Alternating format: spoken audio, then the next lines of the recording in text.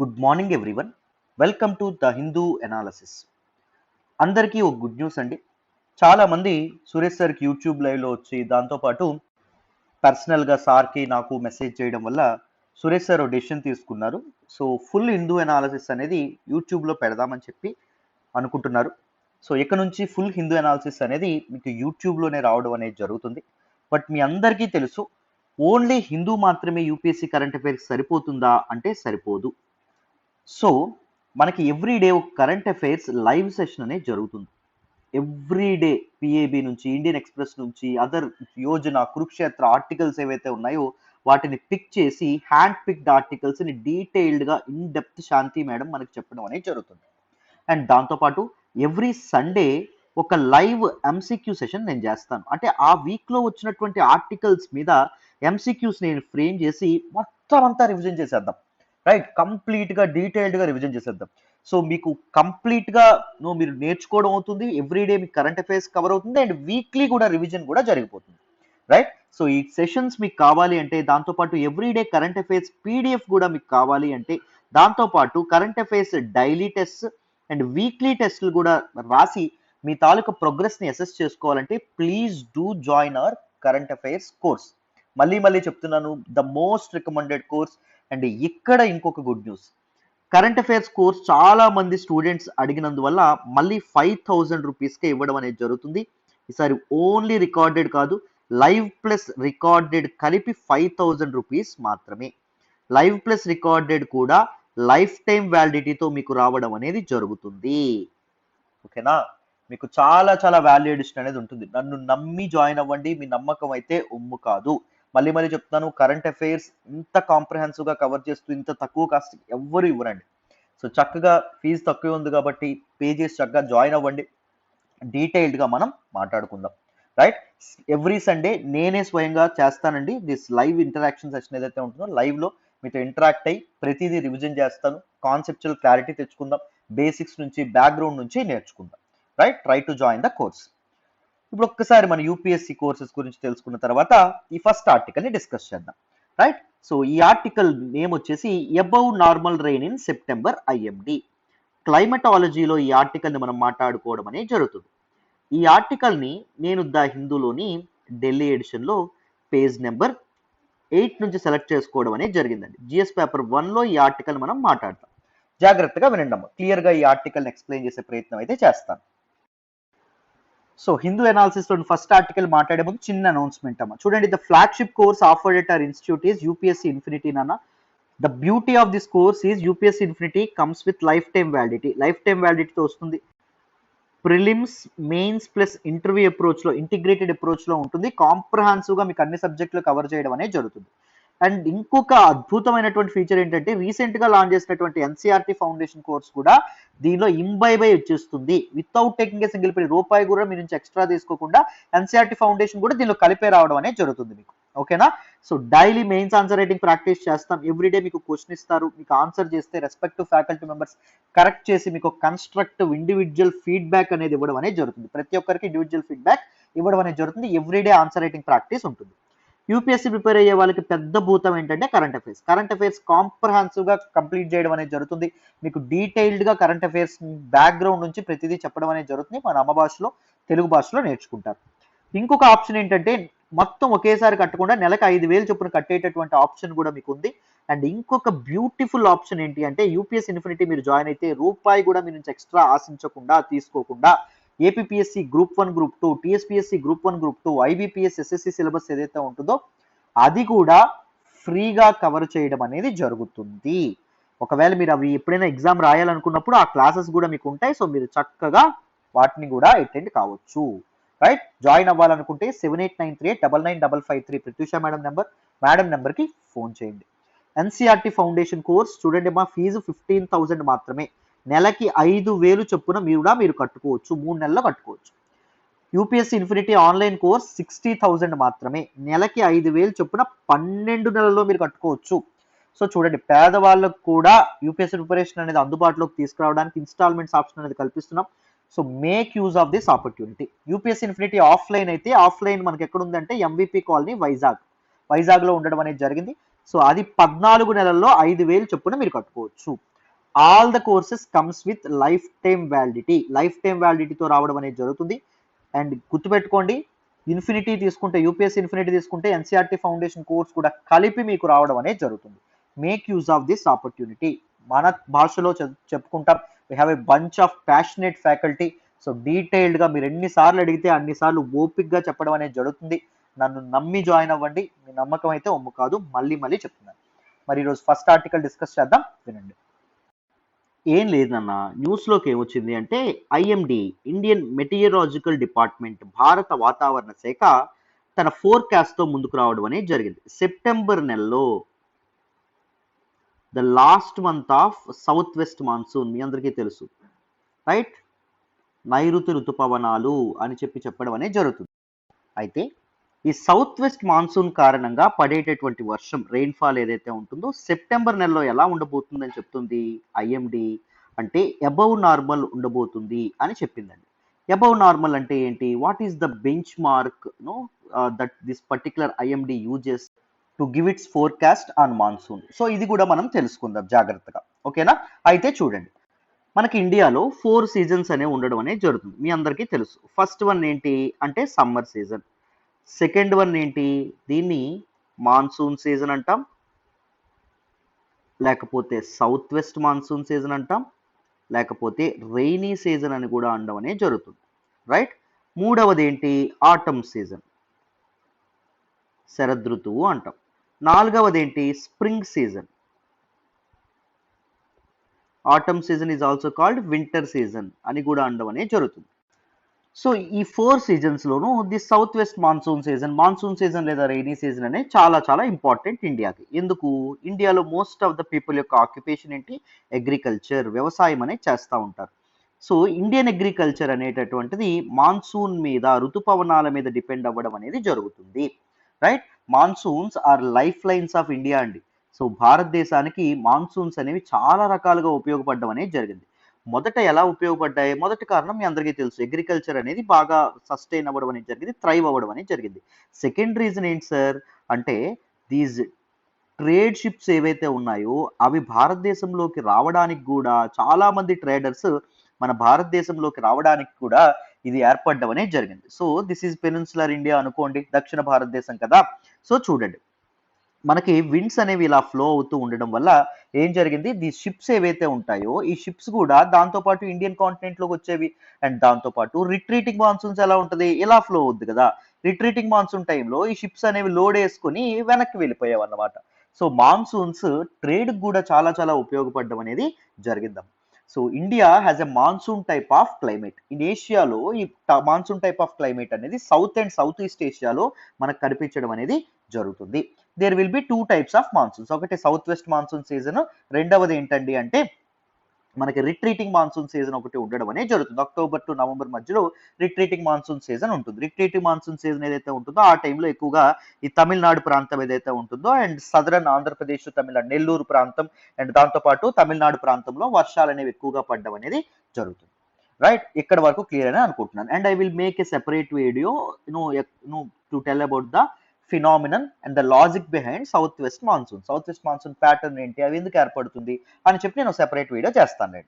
అయితే ఇప్పుడు మనం ఈ టాపిక్లోకి వద్దాం. చూడండి, సో మన ఐఎండి ఏదైతే ఉంటుందో ఇండియన్ మెటీరియలాజికల్ డిపార్ట్మెంట్, ఇది ఆగస్ట్ నెలకి, గత నెలకి ఎంత ఫోర్కాస్ట్ ఇచ్చిందంటే the monsoon rainfall in August will be normal అని చెప్పింది. అర్థమైందా? నార్మల్ అని చెప్పింది, కానీ దీని ఫోర్కాస్ట్ తప్పైంది. ఎందుకు? అది చెప్పినటువంటి నార్మల్ రెయిన్ఫాల్ కంటే 24% రెయిన్ఫాల్ అనేది తగ్గిందంట. నార్మల్ రెయిన్ఫాల్ అని దేన్ని అంటామో కూడా నేను చెప్తాను, ఓకేనా? చూడండి, ఇప్పుడు ఐఎండి అనేది సెప్టెంబర్ నెలకి ఏం చెప్తుంది అంటే సెప్టెంబర్ నెలలో అబౌవ్ నార్మల్ రెయిన్ఫాల్ అనేది చూడడం అనేది జరుగుతుంది అని చెప్పడం అనేది జరిగింది. ఇంతకీ నార్మల్ రెయిన్ఫాల్ అంటే ఏంటి, అబౌవ్ నార్మల్ రెయిన్ఫాల్ అంటే ఏంటి, అది ముందు మనం తెలుసుకోవాలి. చూడండి, సో ఈ నార్మల్ అండ్ అబౌవ్ నార్మల్ వీటి గురించి తెలుసుకోవాలంటే ఇంకొక కాన్సెప్ట్ తెలుసుకోవాలి. ఏంటది? లాంగ్ పీరియడ్ యావరేజ్ అనేటటువంటి కాన్సెప్ట్ అనేది తెలుసుకోవాలి. What is this long period average of rainfall అంటే అర్థం ఏంటంటే అమ్మ, it is the rainfall recorded over a particular region for a long period of time. యావరేజ్గా ఒక 30 ఏళ్ళలో కానీ ఒక 50 ఏళ్ళలో కానీ ఎంత యావరేజ్గా ఎంత రెయిన్ఫాల్ అనేది నమోదైంది అని చెప్పి ఇక్కడ నమోదు చేయడం అనేది జరుగుతుంది. సపోజ్ ఇండియాకి మనం ఎంత మార్జిన్ తీసుకుంటాము, 50-year పీరియడ్ అనేది తీసుకుంటాం. అంటే ఏ సంవత్సరం నుంచి ఏ సంవత్సరం వరకు చూడండి, 1961 నుంచి మనం 2010 వరకు మనం తీసుకోవడం అనేది జరుగుతుంది. 1961 నుంచి 2010 వరకు మాన్సూన్ రెయిన్ ఫాల్ యొక్క యావరేజ్ ఏదైతే ఉంటుందో అది వేస్తారు. ఆ యావరేజ్ అనేది మనకి ఎంత రావడం అనేది జరిగింది అంటే 88 సెంటీమీటర్స్ రెయిన్ ఫాల్ అనేది రావడం అనేది జరిగింది. సో లాంగ్ పీరియడ్ యావరేజ్ అంతా మన ఇండియాకి 88 సెంటీమీటర్స్ రెయిన్ ఫాల్ అండి. ఇది యావరేజ్ గా మనకి గత 50 సంవత్సరాల్లో పడుతున్నటువంటి అంటే ఈ మధ్యలో పడుతున్నటువంటి రెయిన్ ఫాల్. క్లారిటీ వచ్చిందని అనుకుంటున్నాను. మరి ఇప్పుడు నార్మల్ రెయిన్ ఫాల్ అనేది ఎలా క్యాలిక్యులేట్ చేస్తారండి చూడాలి. నార్మల్ రెయిన్ ఫాల్ అంటే ఏంటి అంటే +or -10% మార్జిన్ ఆఫ్ ఎల్పిఏ అని చెప్పి అర్థం. అంటే ఇంకా బాగా చెప్పుకోవాలంటే 90% of LPA long period average నుంచి ప్లస్ కూడా ఉంటుంది కదా, అంటే 110% ఆఫ్ ఎల్పిఏ. ఈ మధ్యలో ఒకవేళ వర్షం పడింది అనుకోండి, దాన్ని నార్మల్ రెయిన్ ఫాల్ అనడం అనేది జరుగుతుంది. అర్థమైందా? సో ఈ మధ్యలో వర్షం పడుతుంది అని అర్థం. సో ఇప్పుడు మరి క్యాలిక్యులేట్ చేసి చూద్దామా? చూడండి, ఇప్పుడు సపోజ్ మనకి లాంగ్ పీరియడ్ యావరేజ్ ఎంత అంటే 88 సెంటీమీటర్స్ కదా. నేను 90% of 88 centimetres to 110% of 88 centimetres percent. So ఇది ఈ మధ్యలో ఒకవేళ రెయిన్ఫాల్ ఆ సంవత్సరంలో రెయిన్ఫాల్ అనేది ఉంటే దాన్ని నార్మల్ రెయిన్ఫాల్ అంటాం. మరి అబౌవ్ నార్మల్ రెయిన్ఫాల్ అంటే ఏంటండి చూడాలి. Anything above 110% of LPA, 110% of LPA కంటే ఎక్కువ వర్షం పడింది అనుకోండి ఆ సంవత్సరం, సో ఆ నెల, దాన్ని అబౌవ్ నార్మల్ రెయిన్ఫాల్ అంటారు. So below normal deficit, rainfall deficit అంటే ఏంటండి 90% ఆఫ్ ఎల్పిఏకి తక్కువ రెయిన్ఫాల్ పడింది అనుకోండి, దాన్ని రెయిన్ఫాల్ డెఫిసిట్ అని చెప్పి అంటాం, బిలో నార్మల్ రెయిన్ఫాల్ అంటాం. సో ఆగస్ట్ నెలలో నార్మల్ రెయిన్ఫాల్ పడుతుంది అని ఫోర్కాస్ట్ చేసింది, అంటే 90% ఆఫ్ లాంగ్ పీరియడ్ యావరేజ్ నుంచి 110% ఆఫ్ లాంగ్ పీరియడ్ యావరేజ్ మధ్యలో పడుతుందని. సో సెప్టెంబర్ నెలలో అబౌవ్ నార్మల్ పడుతుంది వర్షం అని చెప్పి ఇప్పుడు ఫోర్కాస్ట్ చేస్తుంది అన్నమాట. మరి ఎలా అవుతుందో చూడాలి, రైట్? సో మీకు ఇక్కడ క్లారిటీ అనేది వచ్చిందని అనుకుంటున్నాను. వాట్ ఈస్ ద ఫోర్కాస్ట్ యొక్క terminology. So then what is the significance? మరి సెప్టెంబర్ నెలలో అబౌవ్ రెయిన్ ఫాల్ వస్తే ఏంటి మనకి ఇంపార్టెన్స్ ఏంటి, దానివల్ల యూజ్ ఏంటి అంటే ఇప్పటి వరకే సోయింగ్ అనేది చాలా డిలే అయ్యింది. సో పంట ఉడుపులు ఏవైతే ఉన్నాయో అవి చాలా డిలే అయింది. ఎందుకంటే మాన్సూన్ అనేది ఈసారి డిలేగా రావడం, లేట్గా రావడం వల్ల, అండ్ ముఖ్యంగా సెంట్రల్ ఇండియాలో ఇంకా సోయింగ్ అనేది స్టార్ట్ అవ్వలేదంట. సో సెంట్రల్ ఇండియాలో సోయింగ్ అంటే ఉడుపుల కోసం సో ఇది చాలా ఉపయోగపడుతుంది. This particular spurt in September's rainfall అమ్మ, అది మనకి ఇక్కడ చెప్పడం అనేది జరిగింది. సో ఆల్ రీజియన్స్ ఇప్పటికే నార్త్ వెస్ట్ రీజియన్స్ కానీ, అండ్ సెంట్రల్ ఇండియా ప్రాంతం కానీ, అండ్ దాంతోపాటు ఈస్టర్న్ ఇండియా ప్రాంతం కానీ, అండ్ దాంతోపాటు నార్త్ ఈస్ట్ ప్రాంతం కానీ, ఇవన్నీ రెయిన్ఫాల్ డెఫిసిట్స్ అనేవి ఈ సంవత్సరం చూడడం అనేది జరిగిందంట. ఓన్లీ సదరన్ ఇండియా ప్రాంతం మాత్రమే సర్ప్లస్ లో ఉంది, మిగిలినవన్నీ రెయిన్ఫాల్ డెఫిసిట్ అనేది చూడడం అనేది జరిగింది అని చెప్పి చెప్తున్నారు. సో మొత్తానికి ఈ సెప్టెంబర్ రెయిన్ఫాల్ అనేది అబౌవ్ నార్మల్ పడితే కాస్త ఊరట చెందొచ్చు అని చెప్పి అనుకోవడం అనేది జరుగుతుంది. సో మరి what is the rational and reason behind this particular August నెలలో డెఫిసిట్ కి రెయిన్ఫాల్ డెఫిసిట్ అనేది వచ్చిందని చెప్పుకున్నామా. 24% రెయిన్ఫాల్ డెఫిసిట్ ఫోర్కాస్ట్ కంటే డెఫిసిట్ అనేది రావడం అనేది జరిగిందని చెప్పుకున్నామా. దాని వెనుక రీజన్ ఏంటి అంటే ఏం తెలిసిందంటే, మొదటి రీజన్ వచ్చేసి నెగటివ్ ఇండియన్ ఓషన్ డైపోల్ అమ్మ. చాలా చాలా ఇంపార్టెంట్ నాన్న, ఏంటో కూడా నేను ఎక్స్ప్లెయిన్ చేస్తాను, మీకు ఈజీగా అర్థమవుతుంది. ఈ నెగటివ్ ఇండియన్ ఓషన్ డైపోల్ వల్ల మాన్సూన్ రెయిన్ఫాల్ అనేది ఆగస్ట్లో తగ్గిందంట. What is this negative Indian ocean dipole చూడండి మనకి. సో ఇది ఇండియన్ పెనిన్సులా మీ అందరికీ తెలుసు. సో మనకి కింద హిందూ మహాసముద్రం అనేది ఉంటుంది, ఇది ఇండియన్ ఓషన్ మీ అందరికీ తెలుసు. We can divide this Indian ocean into 2 branches, ఒకటి ఈస్టర్న్ బ్రాంచ్ ఒకటి, అండ్ సెకండ్ వెస్టర్న్ బ్రాంచ్ ఒకటి. చూడండి ఇప్పుడు పాజిటివ్ ఇండియన్ ఓషన్ డైపోల్ ఎప్పుడు ఏర్పడుతుంది, నెగటివ్ ఇండియన్ ఓషన్ డైపోల్ ఎప్పుడు ఏర్పడుతుందో చూద్దాం. పాజిటివ్ ఇండియన్ ఓషన్ డైపోల్ ఎప్పుడు ఏర్పడుతుందంటే వెస్టర్న్ బ్రాంచ్ యొక్క టెంపరేచర్ పెరిగినప్పుడు, ఈస్టర్న్ బ్రాంచ్ యొక్క ఓషన్ టెంపరేచర్ ఏదైతే ఉంటుందో అది తగ్గినప్పుడు. వెస్టర్న్ బ్రాంచ్ టెంపరేచర్ ఎక్కువ ఉండాలి, ఈస్టర్న్ బ్రాంచ్ టెంపరేచర్ అనేది తక్కువ ఉన్నప్పుడు ఏం ఏర్పడుతుంది, పాజిటివ్ ఇండియన్ ఓషన్ డైపోల్ ఏర్పడుతుంది. సింపుల్ గా మీకు చెప్తున్నాను. So western branch positive Indian ocean dipole వచ్చినప్పుడు రెయిన్ఫాల్ మనకు మాన్సూన్ అనేది మన ఇండియన్ పెనిన్సులాకి మాన్సూన్ అనేది వస్తుంది, వర్షాలు ఎక్కువగా పడతాయి. ఎందుకు వర్షాలు పడతాయంట, వెస్టర్న్ బ్రాంచ్ లో ఇండియన్ ఓషన్ వాటర్ ఏదైతే ఉంటుందో అది వేడెక్కినప్పుడు the warm water will rises, warm water rise అవుతుంది. రైజ్ అయితే ఇక్కడ లో ప్రెజర్ బెల్ట్ ఏదైతే ఉంటుందో అది ఏర్పడడం అనేది జరుగుతుంది. సో ఇక్కడ comparatively colder you know colder atmosphere అనేది ఉంటుంది కదా, సో ఇక్కడ హై ప్రెజర్ బెల్ట్ అనేది ఏర్పడడం అనేది జరుగుతుంది. ఎప్పుడు విండ్ అనేది ఎలా ఉంటుంది, హై ప్రెజర్ నుంచి లో ప్రెజర్ కి ట్రావెల్ అవ్వడం అనేది జరుగుతుంది. సో విండ్ డైరెక్షన్ అనేది ఎలా ఉంటుంది, హై ప్రెజర్ టు లో ప్రెజర్ అని ఇలా విండ్ అనేది ఇలా ట్రావెల్ అవ్వడం అనేది జరుగుతుంది. ట్రావెల్ అయినప్పుడు ఏం జరుగుతుంది, ఇక్కడ మనకి వర్షాలు పడడం అనేది జరుగుతుంది అన్నమాట. So positive Indian ocean dipole ఎప్పుడు వర్షాలు ఇస్తుంది. నెగిటివ్ ఇండియన్ ఓషన్ డైపోల్ అంటే రివర్స్. ఇక్కడ ఏం జరుగుతుంది, ఇదిగోండి ఇది ఇండియన్ పెనిన్సులా, ఇది మనకి వెస్టర్న్ బ్రాంచ్, ఇది ఈస్టర్న్ బ్రాంచ్. ఇక్కడ ఏం జరుగుతుంది చూడండి, వెస్టర్న్ బ్రాంచ్ యొక్క టెంపరేచర్ తక్కువ ఉంటుంది, ఈస్టర్న్ బ్రాంచ్ యొక్క టెంపరేచర్ ఎక్కువ ఉంటుంది. సో ఈ టైంలో ఏం జరుగుతుంది, సో ఇక్కడ మనకి లో ప్రెజర్ బెల్ట్ అనేది ఏర్పడడం అనేది జరుగుతుంది, ఇక్కడ మనకి హై ప్రెజర్ బెల్ట్ అనేది ఏర్పడడం అనేది జరుగుతుంది. సో అప్పుడు రివర్స్, ఇందాక చెప్పిన దానికి రివర్స్ ఏనమ్మా ఎగ్జాక్ట్ గా. హై ప్రెజర్ నుంచి లో ప్రెజర్ కి విండ్ డైరెక్షన్ అనేది ఉంటుంది కదా, సో అప్పుడు ఇలా విండ్స్ అనేవి ఇది అవుతాయి. సో అప్పుడు ఇక్కడెక్కడో వర్షాలు పడడం అనేది జరుగుతుంది, ఇక్కడెక్కడో వర్షాలు పడతాయి మనకి ఇండియన్ ఓషన్ రీజియన్ లో, లేకపోతే మనకి సౌత్ ఈస్ట్ ఏషియన్ రీజియన్ లో వర్షాలు పడతాయి అన్నమాట. సో అర్థమైందా, సో మన ఇండియాకి మాత్రం నెగిటివ్ అయిపోతుంది. సో ఇండియాకి మాన్సూన్ రావాలంటే ఏముండాలి, పాజిటివ్ ఇండియన్ ఓషన్ డైపోల్ ఉండాలి. రెయిన్ఫాల్ డెఫిసిట్ మనకి ఆగస్ట్ లో ఎందుకు వచ్చిందంటే దానికి కారణం ఏంటి, ఆగస్ట్ టైంలో ఏముంది, నెగిటివ్ ఇండియన్ ఓషన్ డైపోల్ ఉంది. నెగిటివ్ ఇండియన్ ఓషన్ డైపోల్ ఉంది అంటే ఈస్టర్న్ బ్రాంచ్ లో టెంపరేచర్ ఏముంది, ఎక్కువ ఉంది, వెస్టర్న్ బ్రాంచ్ లో టెంపరేచర్ అనేది తక్కువ ఉంది. సో క్లారిటీ వచ్చిందని అనుకుంటున్నాను, రైట్. ఇప్పుడు మనకి ఏం జరగబోతుంది, ఈ నెగిటివ్ ఇండియన్ ఓషన్ డైపోల్ అనేది వీకెన్ అవ్వబోతుందంట. అంటే వెస్టర్న్ బ్రాంచ్ యొక్క టెంపరేచర్ పెరగబోతుంది, ఈస్టర్న్ బ్రాంచ్ లో ఉండేటటువంటి టెంపరేచర్ తగ్గబోతుందంట, అందుకు అని చెప్పి చెప్తున్నారు. దాంతో పాటు ఈ సెప్టెంబర్ లో అబౌవ్ నార్మల్ రెయిన్ఫాల్ ఏదైతే ఉంటుందో దానికి గల కారణం ఏంటంటే చూడండి, సెప్టెంబర్ లో అబౌవ్ నార్మల్ ఇచ్చాం కదా, మేము ఫోర్కాస్ట్ ఇచ్చాం కదా, ఎందుకు ఇచ్చారండి అబౌవ్ నార్మల్, మీరు దేని బేస్ చేసుకుని ఇచ్చారు అంటే ఏం చెప్పారు అంటే region, central equatorial Pacific region ఏదైతే ఉంటుందో అది కూల్ అవ్వబోతుందంటమ్మా. Central equatorial Pacific region cool అవ్వబోతుందంట. చాలా చాలా చాలా ఇంపార్టెంట్. అక్కడ కూల్ అయితే ఇక్కడ ఏంటండి చూడాలి, ఇది మన ఇండియా, అర్థమైందా. సో ఇక్కడ ఎక్కడో ఒక ఆస్ట్రేలియా ఉంటుందా మీకు తెలుసు, ఆస్ట్రేలియా తర్వాత ఇక్కడ పసిఫిక్ ఓషన్ అనేది ఉంటుంది, మీ అందరికీ తెలుసు కదా. Pacific Ocean the largest ocean in the world and it will be in a circular shape, మీ అందరికీ తెలుసు అని అనుకుంటున్నాను, రైట్. ఈ central Pacific equatorial Pacific region cool అవుతుంది.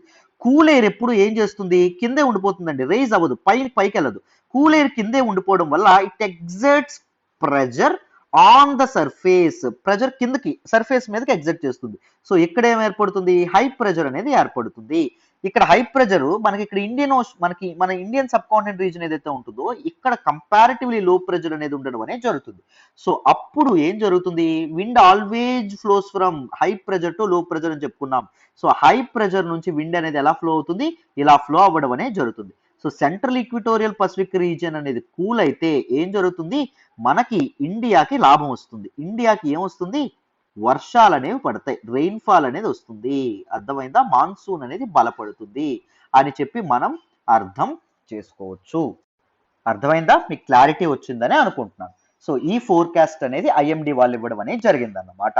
సో ఐఎండి గురించి కొన్ని ఇంపార్టెంట్ ఫ్యాక్ట్స్ అనేవి తెలుసుకుందామా, ఒకసారి చూడండి. చూడండి అన్న, ఐఎండి ఇండియన్ మెటీరియలాజికల్ డిపార్ట్మెంట్, భారత వాతావరణ శాఖ అని చెప్పి అంటాము. ఇట్ వాజ్ ఎస్టాబ్లిష్డ్ ఇన్ 1875, 1875లో ఇది ఎస్టాబ్లిష్ అయింది. And it will come under ministry of earth science, జాగ్రత్త గుర్తుపెట్టుకోండి, ప్రిలిమ్స్ లో ఇలాంటి క్వశ్చన్స్ రావచ్చు. మినిస్ట్రీ ఆఫ్ ఎర్త్ సైన్సెస్ కింద ఇది ఉండడం అనేది జరుగుతుంది, right. It is the primary agency which is responsible for meteorological observations, వాతావరణం ఏదైతే ఉంటుందో దాని తాలూకా స్థితిగతులు అండ్ ప్యాటర్న్స్ ఏవైతే ఉన్నాయో దాన్ని అబ్జర్వ్ చేస్తుంది. అండ్ దాంతో పాటు వెదర్ ఫోర్కాస్టింగ్ అనేది ఇవ్వడం అనేది జరుగుతుంది, వాతావరణం గురించి ఫోర్కాస్ట్ చేయడం అనేది జరుగుతుంది. అండ్ దాంతో పాటు సెసిమాలజీ, అంటే seismology is a subject that talks about earthquakes అండి. సో ఎర్త్ క్వేక్ వార్నింగ్స్ కూడా ఇది ఇవ్వడం అనేది జరుగుతుంది, అర్థమైందా. So these are some important facts about Indian meteorological department. So ఇవి మీకు క్వశ్చన్స్ అనేవి అపియర్ అవ్వచ్చు, అందుకే ఇక్కడ నేను చెప్పడం అనేది జరిగింది. సో డీటెయిల్డ్ గా మీకు క్లారిటీ అనేది వచ్చిందని అనుకుంటున్నాను. మరి నెక్స్ట్ ఆర్టికల్ డిస్కస్ చేద్దాం, జాగ్రత్తగా వినండి. మళ్ళీ చెప్తున్నాను, మీరు ఇంతే డీటెయిల్డ్గా, ఇంతే ఇన్ డెప్త్, ఇంతే బ్యాక్గ్రౌండ్తో సహా చక్కగా నేర్చుకోవచ్చు. జస్ట్ 5,000 రూపాయలు మాత్రం. 5,000 రూపాయలకి లైఫ్ టైం వ్యాలిడిటీతో లైవ్ ప్లస్ రికార్డెడ్ యాక్సెస్ అనేది ఇవ్వడం అనేది జరుగుతుంది. Make use of this opportunity. Weekly revision నేనే స్వయంగా ఎంసీక్యూస్ రూపంలో చేస్తాను, డీటెయిల్డ్గా చెప్తాను ప్రతిదీ. సో చక్కగా జాయిన్ అయ్యే ప్రయత్నం చేయండి. మళ్ళీ మళ్ళీ అలాంటి అవకాశాలు రావు, ఉపయోగించుకోండి. రైట్. సో మరి ఇప్పుడు నెక్స్ట్ ఆర్టికల్ డిస్కస్ చేద్దాం, జాగ్రత్తగా వినాలమ్మా. ఈరోజు హిందూ ఎనాలిసిస్లో మనం మాట్లాడుకునే నెక్స్ట్ ఆర్టికల్ చూడాలి. 200 army personnel for Zapad exercise. Very very important article regarding GS paper 3 డిఫెన్స్లో మనం మాట్లాడుకుంటాం. అండ్ దాంతోపాటు జిఎస్ పేపర్ 2 ఇంటర్నేషనల్ రిలేషన్స్లో కూడా మనం మాట్లాడుకోవడం అనేది జరుగుతుంది. ఈ ఆర్టికల్ని నేను ద హిందూలోని ఢిల్లీ ఎడిషన్లో పేజ్ నెంబర్ 8 నుంచి సెలెక్ట్ చేసుకున్నానమ్మా. జాగ్రత్తగా వింటే క్లియర్గా ఈ ఆర్టికల్ని ఎక్స్ప్లెయిన్ చేద్దాం, మీకు ఈజీగా అర్థమైపోతుంది. జాగ్రత్తగా వినండి. ఏం లేదు నాన్న, ఇక్కడ ఏం చెప్పారు అంటే రష్యాలోని ఒక సిటీ అయినటువంటి నిజ్నీ అనేటటువంటి ప్రాంతంలో జరగబోతున్నటువంటి జపాద్ 2021 అనేటటువంటి ఒక మల్టీనేషనల్ ఎక్సర్సైజ్. మల్టీనేషనల్ ఎక్సర్సైజ్ అంటే ఏంటండి? డిఫరెంట్ కంట్రీస్ పార్టిసిపేట్ చేస్తున్నటువంటి ఎక్సర్సైజ్, మిలిటరీ ఎక్సర్సైజ్.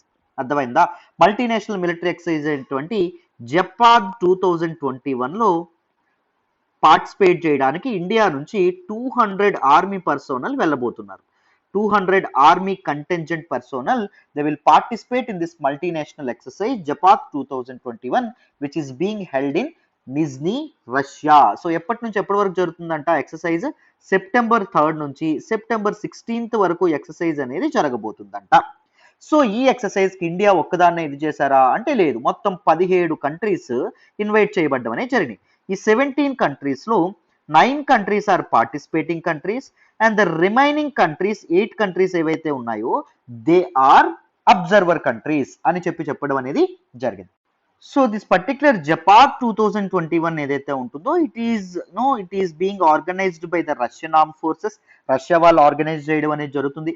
అండ్ దీని తాలూకా ఫోకస్ ప్రైమరీగా ఇంపార్టెంట్ గా దేని మీద ఉంటుంది? ఆపరేషన్స్ ఎగెనెస్ట్ టెర్రరిస్ట్ కి ఎగెనెస్ట్ గా ఆపరేషన్స్ కోసం దీన్ని, ఈ మిలిటరీ ఎక్సర్సైజ్ ఏదైతే ఉంటుందో దీన్ని తీసుకురావడం అనేది జరిగింది. సో మన ఇండియా నుంచి నాగా బెటాలియన్ ఏదైతే ఉంటుందో అది ఎక్సర్సైజ్ కి వెళ్ళడం అనేది జరుగుతుందట. అర్థమైందా? అండ్ దిస్ పర్టికులర్ ఎక్సర్సైజ్ యొక్క ఎయిమ్ గురించి కూడా చెప్పారు చూడండి. To enhance military and strategic ties amongst the participating nations while they plan and execute this exercise. So అన్ని పార్టిసిపేటింగ్ నేషన్స్ ఏవైతే ఉన్నాయో, 9 పార్టిసిపేటింగ్ నేషన్స్ ఏవైతే ఉన్నాయో వాటి మధ్య military cooperation, strategic cooperation and planning and execution, strategies ఇవన్నింటిని share చేసుకోవడానికి చాలా ఉపయోగపడుతుంది, కోఆపరేటివ్గా ఉండడానికి ఉపయోగపడుతుంది అని చెప్పారు. సో మొత్తం 17 కంట్రీస్లో 9 countries are participating, 8 countries are observing. So participating countries చూడండి: Mongolia, Armenia, Kazakhstan, Tajikistan, Kyrgyzstan, Serbia, Russia, India and Belarus ఇవన్నీ పార్టిసిపేట్ చేయడం అనేది జరుగుతుంది. అండ్ అదర్ అబ్జర్వర్ కంట్రీస్ చూడండి నాన్న: Pakistan, China, Vietnam, Malaysia, Bangladesh, Myanmar, Uzbekistan and Sri Lanka. ఇవి అబ్జర్వర్ కంట్రీస్ గా ఉండడం అనేది జరిగింది. రైట్. సో ఇది మనకు న్యూస్ లోకి రావడం అనేది జరిగింది. You may get a question like Zapad 2021 is in news, this is a military exercise conducted by అని చెప్పి మీకు రావచ్చు. ఎవరు? రష్యన్ ఆర్మ్ ఫోర్సెస్ అనే వాళ్ళు దీన్ని కండక్ట్ చేయడం అనేది జరుగుతుంది. లేకపోతే ఈ మిలిటరీ ఎక్సర్సైజ్ ఎక్కడ జరిగింది? రష్యాలో జరగడం అనేది జరిగింది. Right. These are some important aspects. ఇప్పుడు మనం నాగా బెటాలియన్ గ్రూప్ గురించి ఫ్యాక్ట్స్ తెలుసుకుందాం, వినాలి. చూడండి నాన్న, Naga regiment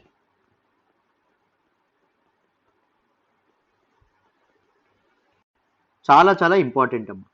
so this Naga regiment is an infantry regiment. Infantry అంటే కాల్బలం of Indian army. And it is among the youngest regiments of Indian army అండి. ఇండియన్ ఆర్మీ క్రియేట్ చేసినటువంటి one of the youngest regiment ఏంటి అంటే, బెటాలియన్ ఏంటి అంటే this particular Naga regiment. And it was raised in Ranikhet అనే place లో raise అవ్వడం అనేది జరిగింది 1970లో. రనికేత్ ఎక్కడుందమ్మా? It is in the Almora district of Uttarakhand.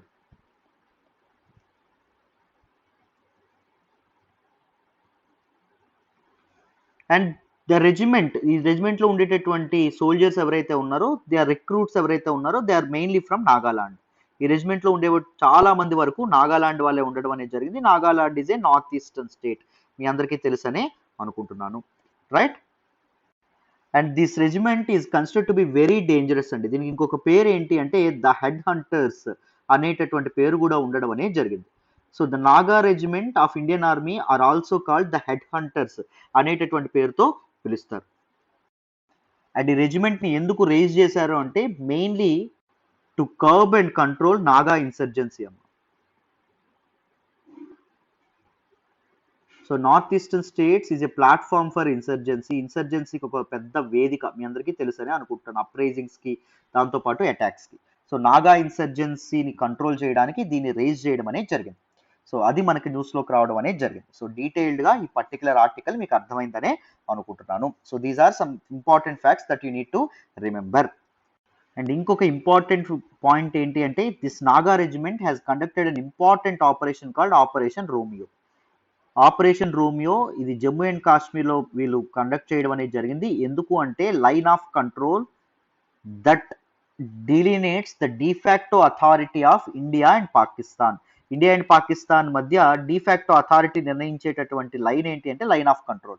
Line of control మీద డామినెన్స్ సాధించాలి, డామినెంట్ పవర్గా ఇండియా ఉండాలి అనేటటువంటి ఉద్దేశంతో దిస్ పర్టికులర్ ఆపరేషన్ ఏదైతే ఉంటుందో లాంచ్ చేయడం అనేది జరిగింది, రైట్. సో ఇండియన్ ట్రూప్స్లో క్యాజువాలిటీస్ అనే వాళ్ళు ఉండకూడదు అనేటటువంటి ఉద్దేశంతో దీన్ని తీసుకొచ్చారు. సో దానిలో కూడా వీళ్ళు చాలా ఇంపార్టెంట్ రోల్ ప్లే చేయడం అనేది జరిగింది, right. So Naga regiment is also called the head hunters అండి. సో ఎవ్రీ ఇండియన్ ఆర్మీలో ఉండేటటువంటి ఆల్ ద రెజిమెంట్స్ చాలా చాలా డేంజరస్ అండ్ వీళ్ళు ఇంకా ఇంకా డేంజరస్.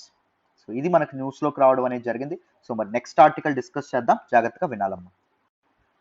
ఈ రోజు హిందూ ఎనాలిసిస్లో మనం మాట్లాడే నెక్స్ట్ ఆర్టికల్ చూడండి, what did America achieve in Afghanistan in 20 years. Very very important article regarding GS paper 2 international రిలేషన్స్లో మనం మాట్లాడుకోవడం అనేది జరుగుతుంది. ఈ ఆర్టికల్ నేను ద హిందూలోని ఢిల్లీ ఎడిషన్లో పేజ్ నెంబర్ 11 నుంచి సెలెక్ట్ చేసుకోవడం అనేది జరిగిందన్నమాట. One of the most important, one of the most excellent article అండి given by the Hindu. This news analysis is very very important. If you get the essence of this article, you will enjoy reading international relations articles. And international relations is one of the very interesting subjects. So you will, if you history background తో సహా నేర్చుకుంటే మీరు అద్భుతంగా enjoy చేస్తారు చదవడాన్ని కానీ లేకపోతే even international relations గురించి తెలుసుకోవడాన్ని కానీ, రైట్. సో చూడండి మరి ఈ ఆర్టికల్ని డిస్కస్ చేద్దాం, జాగ్రత్తగా వింటే మీకు క్లియర్గా అర్థమవుతుంది. బ్యాక్గ్రౌండ్తో సహా మాట్లాడతాను ఈ ఆర్టికల్, వినాలన్నాను. ఈ ఆర్టికల్ మీకు అర్థం కావాలంటే మీకు కొంత బ్యాక్గ్రౌండ్ అర్థం కావాలి. నేను చాలా వీడియోస్లో ఇప్పటికే చెప్తూ వచ్చాను, ఒక సెపరేట్ వీడియో కూడా తాలిబాన్ల మీద చేశాను. మరొకసారి టూకీగా టకటక అసలు ఏం జరిగిందో నేర్చేసుకుందాం. చూడండి. సో గుర్తుపెట్టుకోండి డేట్ September 11th, 2001. ఏం జరిగింది? న్యూయార్క్లో ఉండేటటువంటి యునైటెడ్ స్టేట్స్లో ఉన్నటువంటి న్యూయార్క్లో ఉన్నటువంటి వరల్డ్ ట్రేడ్ సెంటర్ మీద అటాక్ అనేది జరిగింది. సో ఈ అటాక్లో ఎంతమంది చనిపోయారు? 3000 మెంబర్స్ అమెరికన్ జాతీయులు ఎవరైతే ఉన్నారో వాళ్ళు చనిపోయారు. సో అప్పటికే కోల్డ్ వార్లో గెలిచి యుఎస్ఎస్ఆర్ కొలాప్స్ తర్వాత యుఎస్ఏ హెజిమోనీ అనేది మొదలైంది, యుఎస్ డామినెన్స్ అనేది మొదలైంది, యుఎస్ అగ్రరాజ్యంగా ఎదిగింది. సో ఈ అగ్రరాజ్యాన్ని నేను అని విరవీగుతున్నటువంటి యుఎస్కి అదొక చెంపపెట్టులా మారడం అనేది జరిగింది, ఆ టెర్రరిస్ట్ అటాక్ ఏదైతే ఉంటుందో అది. అయితే ఈ టెర్రరిస్ట్ అటాక్ని ఎవరు చేశారండి అంటే ఏం తెలిసింది అంటే అల్ ఖైదా అనేటటువంటి ఒక టెర్రరిస్ట్ గ్రూప్ అనేది చేసింది అని తెలుస్తుంది. ఈ అల్ ఖైదా యొక్క మాస్టర్ మైండ్ కమ్ హెడ్ ఎవరండి అంటే ఒసామా బిన్ లాడెన్ అని చెప్పి మన తాలూకా అమెరికాకి తెలుస్తుంది. సో అమెరికా ఒసామా బిన్ లాడెన్ ఎక్కడున్నాడో ఆరాధిస్తుంది. ఒసామా బిన్ లాడెన్ అప్పుడు ఎక్కడున్నాడండి అంటే ఆఫ్ఘనిస్తాన్లో ఉన్నారు. ఆఫ్ఘనిస్తాన్ అప్పుడు ఎవరు పరిపాలిస్తున్నారండి అంటే తాలిబన్లు పరిపాలిస్తున్నారు. తాలిబన్ అంటే అర్థం ఏంటండి అంటే పాస్తో లాంగ్వేజ్లో స్టూడెంట్స్ అని అర్థం. పాస్తో లాంగ్వేజ్ అంటే ఏంటండి 60% ఆఫ్ ద ఆఫ్ఘనిస్తాన్ పీపుల్ మాట్లాడేటటువంటి భాష పాస్తో లాంగ్వేజ్. అర్థమైందా? చూడండి. అయితే ఈ తాలిబన్లు ఎవరైతే ఉన్నారో ఈ తాలిబన్లు ఏం చేశారు? ఒసామా బిన్ లాడెన్ ఎవరైతే ఉన్నారో ఈయనకి ఆశ్రయం కల్పించారు, ఎస్ఐలం కల్పించడం అనేది జరిగింది. మన United States of America of course world superior power అయినప్పటికీ ఎక్కడికి వచ్చింది? తాలిబన్ల దగ్గరికి వచ్చింది. ఏం అడిగింది? ఇలా పలానా అటాక్ చేశాడు ఒసామా బిన్ లాడెన్ అనేటటువంటి వ్యక్తి, టెర్రరిస్ట్ అటాక్ చేశాడు, 3000 మంది చనిపోయారు, ప్లీజ్ ఎక్స్ట్రాడిట్ హిమ్ అంటే ఆయన మాకు అప్పగించండి అని చెప్పి అడిగింది. తాలిబాన్లు ఒప్పుకున్నారా అంటే ఒప్పుకోలేదు. లేదు మేము అప్పగించము అన్నారు. సో అప్పుడు యునైటెడ్ స్టేట్స్ ఆఫ్ అమెరికా 25 రోజులు బతిమలాడిన తర్వాత దీనికి కోపం వచ్చింది. ఇది ఎక్కడికి వెళ్ళింది? నాటోని సంప్రదించింది. North Atlantic Treaty Organization. NATO అంటే ఏంటి అంటే కలెక్టివ్ డిఫెన్స్ ఆర్గనైజేషన్. అంటే ఒకరు నువ్వు అటాక్ చేసావు అనుకోండి, ఈ నాటో మెంబర్ని అందరు మెంబర్స్ కలిపి నీ మీద పడిపోతారనమాట. సో నాటో మెంబర్స్ అందరూ కలిపి ఏం చేశారు? వెస్టర్న్ పవర్స్ అన్ని కలిపి ఆఫ్ఘనిస్తాన్ మీద అటాక్ చేయడం అనేది జరిగింది. తాలిబన్లు ఎవరైతే ఉన్నారో తాలిబన్ల్ని అంతమొందించడం అనేది జరిగింది. తాలిబన్ల్ని పవర్ నుంచి దించేయడం అనేది జరిగింది. రైట్, పవర్ నుంచి దించేయడం అనేది జరిగింది. దించిన తర్వాత ఏం చేశారు? 2001లోనే అర్థమైందా? సో 2005లో 2005లో డెమోక్రటిక్ ఎలక్షన్స్ అనేవి కండక్ట్ చేశారు. ఎక్కడ? ఆఫ్ఘనిస్తాన్లో కండక్ట్ చేశారు. కండక్ట్ చేసి డెమోక్రసీ అనేది అక్కడ ఎస్టాబ్లిష్ చేయడం అనేది జరిగింది. ఒక ఫార్మల్ గవర్నమెంట్ ఎస్టాబ్లిష్ చేశారు. తాలిబన్లు మేము తరిమేశాము, so it is the time to rebuild Afghanistan అని చెప్పి ఒక పెద్ద స్టేట్మెంట్ కూడా వాళ్ళు ఇవ్వడం అనేది జరిగింది. అయితే ఈ వార్ అనేది ఇప్పుడు తాలిబన్లు కామ్ గా ఉన్నారా అంటే యుఎస్ ట్రూప్స్ మీద అటాక్స్ అనేవి చేస్తున్నారు. యుఎస్ వాళ్ళు తాలిబన్లతో పోరాడుతున్నారు. సో యుఎస్ తో పాటు ఆఫ్ఘనిస్తాన్ యొక్క ఫోర్సెస్ కూడా, ఆఫ్ఘనిస్తాన్ మిలిటరీ కూడా పోరాడుతుంది. యుఎస్ వాళ్ళు ఆఫ్ఘనిస్తాన్ మిలిటరీ వాళ్ళు ఎవరైతే ఉన్నారో వాళ్ళకి ట్రైనింగ్ అనేది ఇచ్చేవాళ్ళు. వీళ్ళిద్దరూ కలిపి తాలిబన్లతో పోరాడేవాళ్ళు. బట్ తాలిబన్లు మాత్రం ఎంతకీ అంతం అవ్వట్లా. ఎందుకు అంతం అవ్వట్లేదండి? దీనికి ఎవరు సపోర్ట్ ఉందంటే రష్యా సపోర్ట్ ఉంది. Russia arms and ammunition funding అనేది ఇచ్చేది. వీళ్ళు ఎప్పుడైనా పారిపోవాలి అనుకుంటే అటాక్ చేసిన వెంటనే వీళ్ళకి డోర్లు తెరిచి ఎవరు వెల్కమ్ చేసేవాళ్ళంటే పాకిస్తాన్ వెల్కమ్ చేసేది. సో పాకిస్తాన్ సేఫ్ హ్యావెన్ గా ఉంచడం అనేది జరిగింది. ఎవరిని? తాలిబన్లు ఎవరైతే ఉంటారో తాలిబన్లని. రైట్, ఇక్కడ వరకు క్లియర్. సో ఎంతకీ మరి యుఎస్ అనేది వార్ కంప్లీట్ అవ్వట్లేదు కదా. This is a for ever war and it is continuing. అందుకోసం అని చెప్పి డొనాల్డ్ ట్రంప్ ఏం చేశారు అంటే తాలిబన్లతో పీస్ డీల్ చేసుకోవడం అనేది జరిగింది. శాంతి ఒప్పందం అనేది చేసుకున్నారు. ఏంటి శాంతి ఒప్పందం? యుఎస్ అనేది వార్ ఆపేస్తుంది, దీనికి బదులుగా తాలిబన్లు ఏం చేయాలంటే యుఎస్ మీద కానీ యుఎస్ తాలూకు ఎలైస్ మీద కానీ అటాక్స్ చేయకూడదు. సో టెర్రరిస్టులు ఎవరైతే ఉన్నారో గ్లోబల్ టెర్రరిస్ట్ వాళ్ళకి ఎవరికి సపోర్ట్ చేయకూడదు అని చెప్పి కొన్ని షరతులు పెట్టింది. సో ట్రూప్స్ అన్ని ఆఫ్ఘనిస్తాన్లో ఉన్నటువంటి మా అమెరికా ట్రూప్స్ అన్ని వెనక్కి వెళ్ళిపోతాయి అని చెప్పి అంది. సో 2001 నుంచి 20 ఏళ్ళగా అమెరికా ట్రూప్స్ ఉంటూనే ఉన్నాయి. ఎక్కడి వరకు ఉంటూనే ఉన్నాయి? 2021 వరకు. ఇంకా గట్టిగా మాట్లాడుకుంటే ఆగస్టు 31, 2021 వరకు ఉన్నాయి. సో ఇప్పుడు అమెరికన్ ట్రూప్స్ అనేవి ఎంత మాత్రం ఆఫ్ఘనిస్తాన్లో లేవు. The war in Afghanistan has been ended. The American war with Afghanistan has been ended. End అవ్వడం అనేది జరిగింది. అమెరికా ట్రూప్స్ అనే వెనక్కి తీసుకోవడం వల్ల ఆఫ్ఘనిస్తాన్లోకి మళ్ళీ ఎవరు వచ్చారు? తాలిబన్లు వచ్చారు. ఆగస్ట్ 15, 2021 ఏం జరిగింది? Important event called the fall of Kabul. Kabul అనేది తాలిబన్ల వశం అవ్వడం అనేది జరిగింది. తాలిబన్లు చేజెక్కించుకున్నారు. అయితే షరియా లా ప్రకారం పాలించనున్నటువంటి తాలిబన్లు ఎవరైతే ఉన్నారో స్ట్రిక్ట్ రిగైమ్ అనేది తీసుకొస్తారు. దానికి ఆఫ్ఘనిస్తాన్ సివిలియన్స్ ఎవరైతే ఉన్నారో వాళ్ళు భయపడుతున్నారు. ఎందుకు? ఆల్రెడీ 2005 నుంచి ఆఫ్ఘనిస్తాన్లో ఏం నడుస్తోంది? డెమోక్రసీ నడుస్తోంది, ప్రజాస్వామ్యం నడుస్తోంది. డెమోక్రసీ ప్రజలకు ఏమిస్తుంది? పీపుల్ పార్టిసిపేషన్ ఇస్తుంది, పీపుల్కి ఫ్రీడమ్ ఇస్తుంది, పీపుల్కి ఈక్వాలిటీని ఇస్తుంది, పీపుల్కి జస్టిస్ అనేది ఇస్తుంది. డెమోక్రసీ ఇవన్నీ ఇస్తుందా? మరి ఇంత సుఖానికి అలవాటు పడిన వాళ్ళు ఇప్పుడు ఆటోక్రటిక్ లీడర్షిప్లో ఉండగలరా? డెమోక్రసీ అనేది ఒక వ్యసనం. ఆల్కహాల్ ఎలాంటి ఎడిక్టివ్ సబ్స్టెన్సో, డ్రగ్స్ ఎలాంటి ఎడిక్టివ్ సబ్స్టెన్సో, దాంతోపాటు స్మోకింగ్ ఎంత ఎడిక్టివో డెమోక్రసీ కూడా అంతే వ్యసనం. డెమోక్రసీకి ఒకసారి అలవాటు పడిన వాళ్ళు, ఆ సుఖానికి అలవాటు పడిన వాళ్ళు ఒక డిక్టేటర్షిప్ పాలనని, ఒక డెస్పాటిక్ పాలనకి వెల్కమ్ చేయగలరా? చేయలేరు. సో అందుకే ఆఫ్ఘనిస్తాన్ ప్రజలు ఏం చేస్తా ఉన్నారు? కాబూల్ ఎయిర్పోర్ట్కి వచ్చి ఏ దేశం అయితే ఆ దేశానికి వెళ్ళిపోదాం అనుకుంటున్నారు. బార్డర్స్కి వెళ్తున్నారు. బార్డర్స్ దాటి పక్కనే ఉన్నటువంటి మనకి ఇరాన్ ఏదైతే ఉంటుంది, ఇరాన్కి కానీ పాకిస్తాన్కి కానీ ఉజ్బెకిస్తాన్కి కానీ ఈ కంట్రీస్కి వీలైనంత త్వరగా వెళ్ళిపోదాం అని చెప్పి వీళ్ళు అనుకుంటూ ఉండడం అనేది జరిగింది. ఆఫ్ఘాన్ ప్రజలకి ఒక భయాందోళనలు ఉన్నాయి, మన మన తాలూకా తాలిబన్లు ఏం చేస్తారు ఏంటి అని చెప్పి. సో అందుకే ఏం జరిగింది? ప్రపంచ దేశాలు ఏవైతే ఉన్నాయో they are criticising America. Afghan ప్రజలకి ఇబ్బంది రావడం ఎవరి వల్ల అంటే unplanned move of USA. United States of America ఏమీ ప్లాన్ చేయకుండా ఒక్కసారిగా బయటకు వెళ్ళిపోవడం అనేది చేస్తుంది. దానివల్ల ఈ అన్రెస్ట్ ఇదంతా రావడం అనేది జరిగింది అని చెప్పి చాలా మంది క్రిటిసైజ్ చేస్తున్నారు. బట్ కానీ ఇప్పుడున్నటువంటి ప్రెసిడెంట్ అయినటువంటి జో బైడెన్ ఎవరైతే ఉన్నారో ఆయన లేదు మేము తీసుకున్నటువంటి డెసిషన్ మంచి డెసిషనే అని చెప్పి ఆయన తన డెసిషన్ డిఫెండ్ చేసుకోవడం అనేది జరిగింది. ఇప్పుడు మనకి ఈ 20 ఏళ్ళు, ఈ 2001 నుంచి 2021 వరకు మన తాలూకా వీళ్ళు ఎవరైతే చేశారు యుఎస్ఏ వాళ్ళు ఆఫ్ఘనిస్తాన్లో చేసినటువంటి యుద్ధంలో ఏం సాధించారు, వాళ్ళు ఏమైనా అక్కడ ఏమైనా వెలగబట్టింది ఉందా అని చెప్పి న్యూస్ అనాలిసిస్లో అత్యద్భుతంగా రాశారు. సో అది ఇప్పుడు మనం చదువుకుంటాం. బ్యాక్గ్రౌండ్ ఎక్కడి వరకు అర్థమైందని అనుకుంటున్నాను. సో ఇప్పుడు ఒకసారి చూడండి ఏం చెప్పారో చెప్తాను. సో ఈ ఆర్టికల్లో ఏం చెప్పారంటే, for the first time since October 2001, October 2001లో యుఎస్ అనేది మన ఆఫ్ఘనిస్తాన్ మీద ఇన్వేట్ చేయడం అనేది జరిగింది. ఎందుకు, అల్ ఖైదా ఏదైతే ఉంటుందో దాన్ని రూపుమాపడానికి, అల్ ఖైదాని సపోర్ట్ చేస్తున్నటువంటి తాలిబాన్ని పవర్ నుంచి దించేయడానికి. అక్టోబర్ 2001 అడుగుపెట్టినటువంటి యుఎస్ ఇప్పటి వరకు వార్ అనేది వేస్ట్ చేస్తూ ఉండడం అనేది జరిగింది. ఎప్పటి వరకు అంటే ఆగస్ట్ 31, 2021 వరకు యుఎస్ అనేది వార్ అనేది వేస్ట్ చేస్తూ ఉండడం అనేది జరిగింది. ఇప్పుడు there are not anymore US troops ఇప్పుడు ఉన్నాయా ఆఫ్ఘనిస్తాన్లో అంటే ఒక్కటి కూడా లేవు. There are no American troops in Afghanistan now.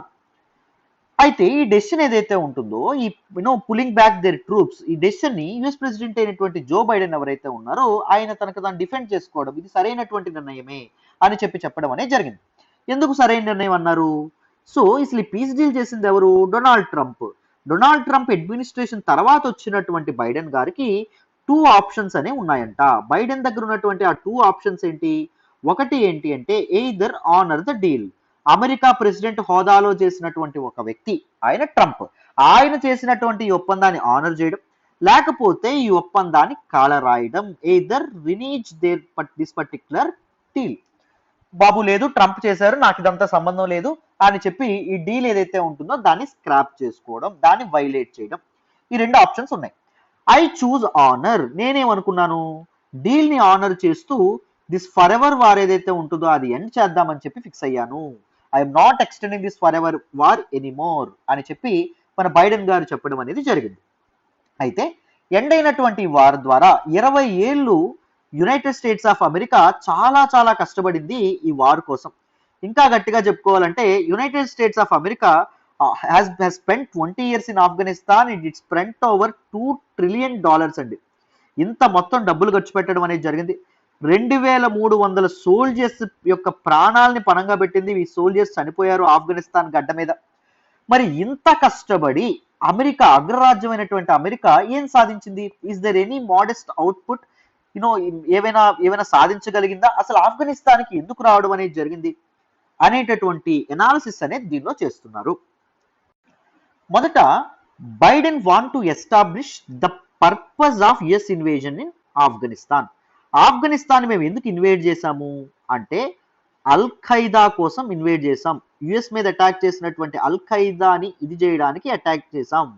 అర్థమైందా? Our focus is al Qaeda but our focus is not Taliban. గుర్తుపెట్టుకోండి, తాలిబన్ ని పవర్ నుంచి దూరం చేయడము, పవర్ నుంచి దించడము, this is not our focus point. Our only focus point ఏంటి? అల్ Qaeda ఏదైతే ఉంటుందో అల్ ఖైదాని మాత్రమే ఇది చేయడం. అదే ఇక్కడ బైడెన్ చెప్పారు. యుఎస్ అనేది ఆఫ్ఘనిస్తాన్కి ఎందుకు వెళ్ళింది అంటే అక్కడ ఏదో నేషన్ ని బిల్డ్ చేయడానికో, అక్కడ డెమోక్రసీని ఎస్టాబ్లిష్ చేయడానికో, అక్కడ ప్రజలను ఉద్ధరించడానికో కాదు. మా మీద అల్ ఖైదా అనేటటువంటి గ్రూపు, దాని వెనుకున్నటువంటి మాస్టర్ మైండ్ అయినటువంటి ఒసామా బిన్ లాడెన్ అటాక్ చేశారు. సో ఆయన్ని పట్టుకోవడానికి, ఆయన్ని చంపడానికి మేము అక్కడికి వెళ్ళాం. America's primary objectives were disrupt al Qaeda and capture or kill Osama bin Laden. That is our primary objective. కానీ ఆర్గ్యుమెంట్ ఏంటంటే Taliban were not America's main enemy and defeating them was not the primary objective. So ఆ తాలిబన్ల అమెరికాకి అసలు ఎనిమియే కాదు, శత్రువు కాదు. తాలిబన్లు defeat చేయడం అసలు అమెరికాకి అసలు ఆ ఆలోచన కూడా అమెరికాకి ఎప్పుడూ లేదు. ఇది కరెక్టే. అమెరికా ఎందుకు వెళ్ళింది? అల్ ఖైదాని చంపడానికే వెళ్ళడం అనేది జరిగింది, కానీ తాలిబాన్లను దించడానికి వెళ్ళలేదు. కానీ మిస్టర్ బైడెన్, జో బైడెన్ ఏవైతే చెప్తున్నారో ఇవి పాత ప్రెసిడెంట్స్ అవి చెప్పారా అంటే చెప్పలేదు. తాలిబాన్లను అంతం చేస్తాము అని చెప్పి అన్నారు. ఇంకా గట్టిగా మాట్లాడుకుంటే అక్టోబర్ 2001లో యుఎస్ అనేది ఎప్పుడైతే ఇన్వేడ్ చేసిందో ఇక్కడ చూడండి 2 మాసాలకే డిసెంబర్ 2001లో తాలిబాన్లు సరెండర్ అయిపోయారండి. తాలిబాన్లు కొన్ని మోడెస్ట్ డిమాండ్స్ అనే ముందు పెట్టారు. సో మీరు ఇవి చేస్తే మేము ఒసామా బిన్ లాడెన్ అప్పగిస్తామో ఏదో ఒకటి పెట్టారు. సో అప్పుడు ప్రెసిడెంట్ గా ఉన్నటువంటి జార్జ్ వాషింగ్టన్ బుష్ ఎవరైతే ఉన్నారో ఆయన ఒప్పుకున్నారా అంటే ఒప్పుకోలా.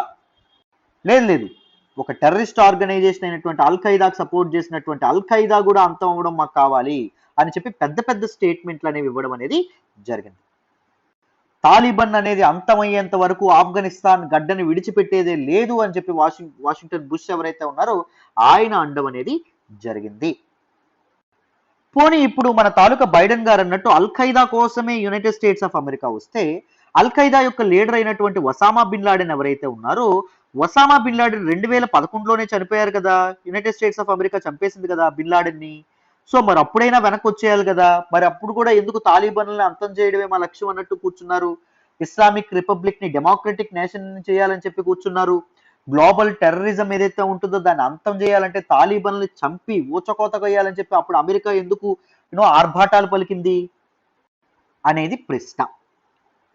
అయితే చూడండి, ఒసామా బిన్ లాడెన్ చనిపోయినంత మాత్రాన అల్ ఖైదా అనేది అంతమైపోయిందా అనేది కూడా ఒక క్వశ్చన్. ఇప్పుడు అల్ ఖైదా ఏ రూపంలో ఉంది అనేటటువంటిది కూడా ఒక క్వశ్చన్. సో అల్ ఖైదా యొక్క ఎవల్యూషన్ చూద్దాం. చూడండి, అల్ ఖైదా ఇప్పుడు ఎక్కడ ఉంది ఏంటి దాని సంగతి ఏంటో చూద్దాం. చూడండి, సో మీ అందరికీ తెలుసు 2001లో అల్ ఖైదా అనేటటువంటి టెర్రరిస్ట్ గ్రూప్ ఎక్కడుంది? It is based in Afghanistan. Afghanistan లో ఉండడం అనేది జరిగింది. It is largely concentrated in Afghanistan, అందులో డౌటే లేదు. అయితే 2001 అక్టోబర్లో ఏం జరగడం అనేది జరిగింది? యుఎస్ ఇన్వేజన్ అనేది జరిగింది. యుఎస్ ఇన్వేజన్ తర్వాత ఆఫ్ఘనిస్తాన్ ఏదైతే ఉంటుందో ఆఫ్ఘనిస్తాన్ ని బేస్ గా చేసుకున్నటువంటి అల్ ఖైదా ఏదైతే ఉంటుందో అది డిజింటిగ్రేట్ అయిపోవడం అనేది జరిగింది. కంప్లీట్ గా డిస్రప్ట్ అయిపోవడం అనేది జరిగింది. ఈవెన్ మన తాలూకా అధికారంలో ఉన్నటువంటి తాలిబాన్లు కూడా డిజింటిగ్రేట్ అయిపోవడం అనేది జరిగింది. పాకిస్తాన్ కొండల్లోకో లేకపోతే ఎక్కడికో వాళ్ళు పారిపోవడం కూడా జరిగింది. But this particular terror outfit al Qaeda US invasion తో కంప్లీట్ గా ఎండ్ అయిపోయిందంటే ఎండ్ అవ్వలేదు. It went underground. అది అండర్ గ్రౌండ్ లోకి వెళ్ళింది కానీ అది కంప్లీట్ గా ఎండ్ అవ్వలేదు. It was not completely defeated. Over the years the new branches of Al Qaeda sprang up in different parts of the world. So Al Qaeda even మన తాలూకా ఇతను ఎవరైతే ఉన్నారు ఒసామా బిన్ లాడెన్ చనిపోయిన తర్వాత కూడా al Qaeda యొక్క different branches అనేవి మొదలవ్వడం అనేది జరిగింది. The deadliest branch of al Qaeda is al Qaeda in Iraq అండి. సో అల్ ఖైదా యొక్క బ్రాంచ్ అనేది మొదలైంది al Qaeda in Iraq. Iraq లో అల్ ఖైదా యొక్క బ్రాంచ్ అనేది మొదలవ్వడం అనేది జరిగింది. And this was led by Abu Musab al Zarqawi. So ఎప్పుడైతే 2003లో మన యుఎస్ అనేది ఇరాక్ ని ఇన్వేడ్ చేయడం అనేది జరిగిందో, ఇరాక్ ని ఇన్వేడ్ చేసి సద్దాం హుస్సేన్ ద బ్రుటల్ రూలర్ అయినటువంటి డిక్టేటర్ అయినటువంటి సద్దాం హుస్సేన్ ని పవర్ నుంచి దించేయడం అనేది జరిగిందో, పవర్ వాక్యూమ్ అనేది ఇరాక్ లో ఏర్పడింది. ఇరాక్ లో పవర్ లో ఎవరు లేరు. పవర్ వాక్యూమ్ ఉన్నప్పుడు డిఫరెంట్ ఆపర్చునిటీస్ కోసం చాలా మంది ప్రయత్నిస్తారు. సో అలా వచ్చిందే ఈ al Qaeda Iraq. So al Qaeda Iraq ఏదైతే ఉంటుందో అది ఏం చేసింది, ఇరాక్ లో పవర్ కోసం ప్రయత్నించడం అనేది జరిగింది. రైట్. సో అది మెల్లమెల్లగా తర్వాత ఎలా మారింది, ఇస్లామిక్ స్టేట్ గా మారడం అనేది జరిగింది. ఎప్పుడండి, ఐసిస్ గా ఎప్పుడు మారడం అనేది జరిగింది? 2014. Islamic State of Iraq and సిరియాగా ఈ అల్ ఖైదా ఆఫ్ ఇరాకే మారడం అనేది జరిగింది. మరి ఇస్లామిక్ స్టేట్ యొక్క ఇన్ఫ్రాస్ట్రక్చర్, వాటి తాలూకా టెరిటరీస్ ని వీటన్నిటిని యుఎస్ కానీ, ఇరాన్ కానీ, ఇరాక్ కానీ, Kurdish and Shia militias, Syria కానీ, రష్యా మిలిటరీస్ వీళ్ళందరూ ధ్వంసం చేయాలని చూస్తున్నప్పటికీ బట్ ఈ ఇస్లామిక్ స్టేట్ ఏదైతే ఉంటుందో అది చాలా చాలా బ్రాంచెస్ అనేవి మొదలు పెట్టుకుంటుంది. సపోజ్ ఐఎస్డబ్ల్యూఏపి,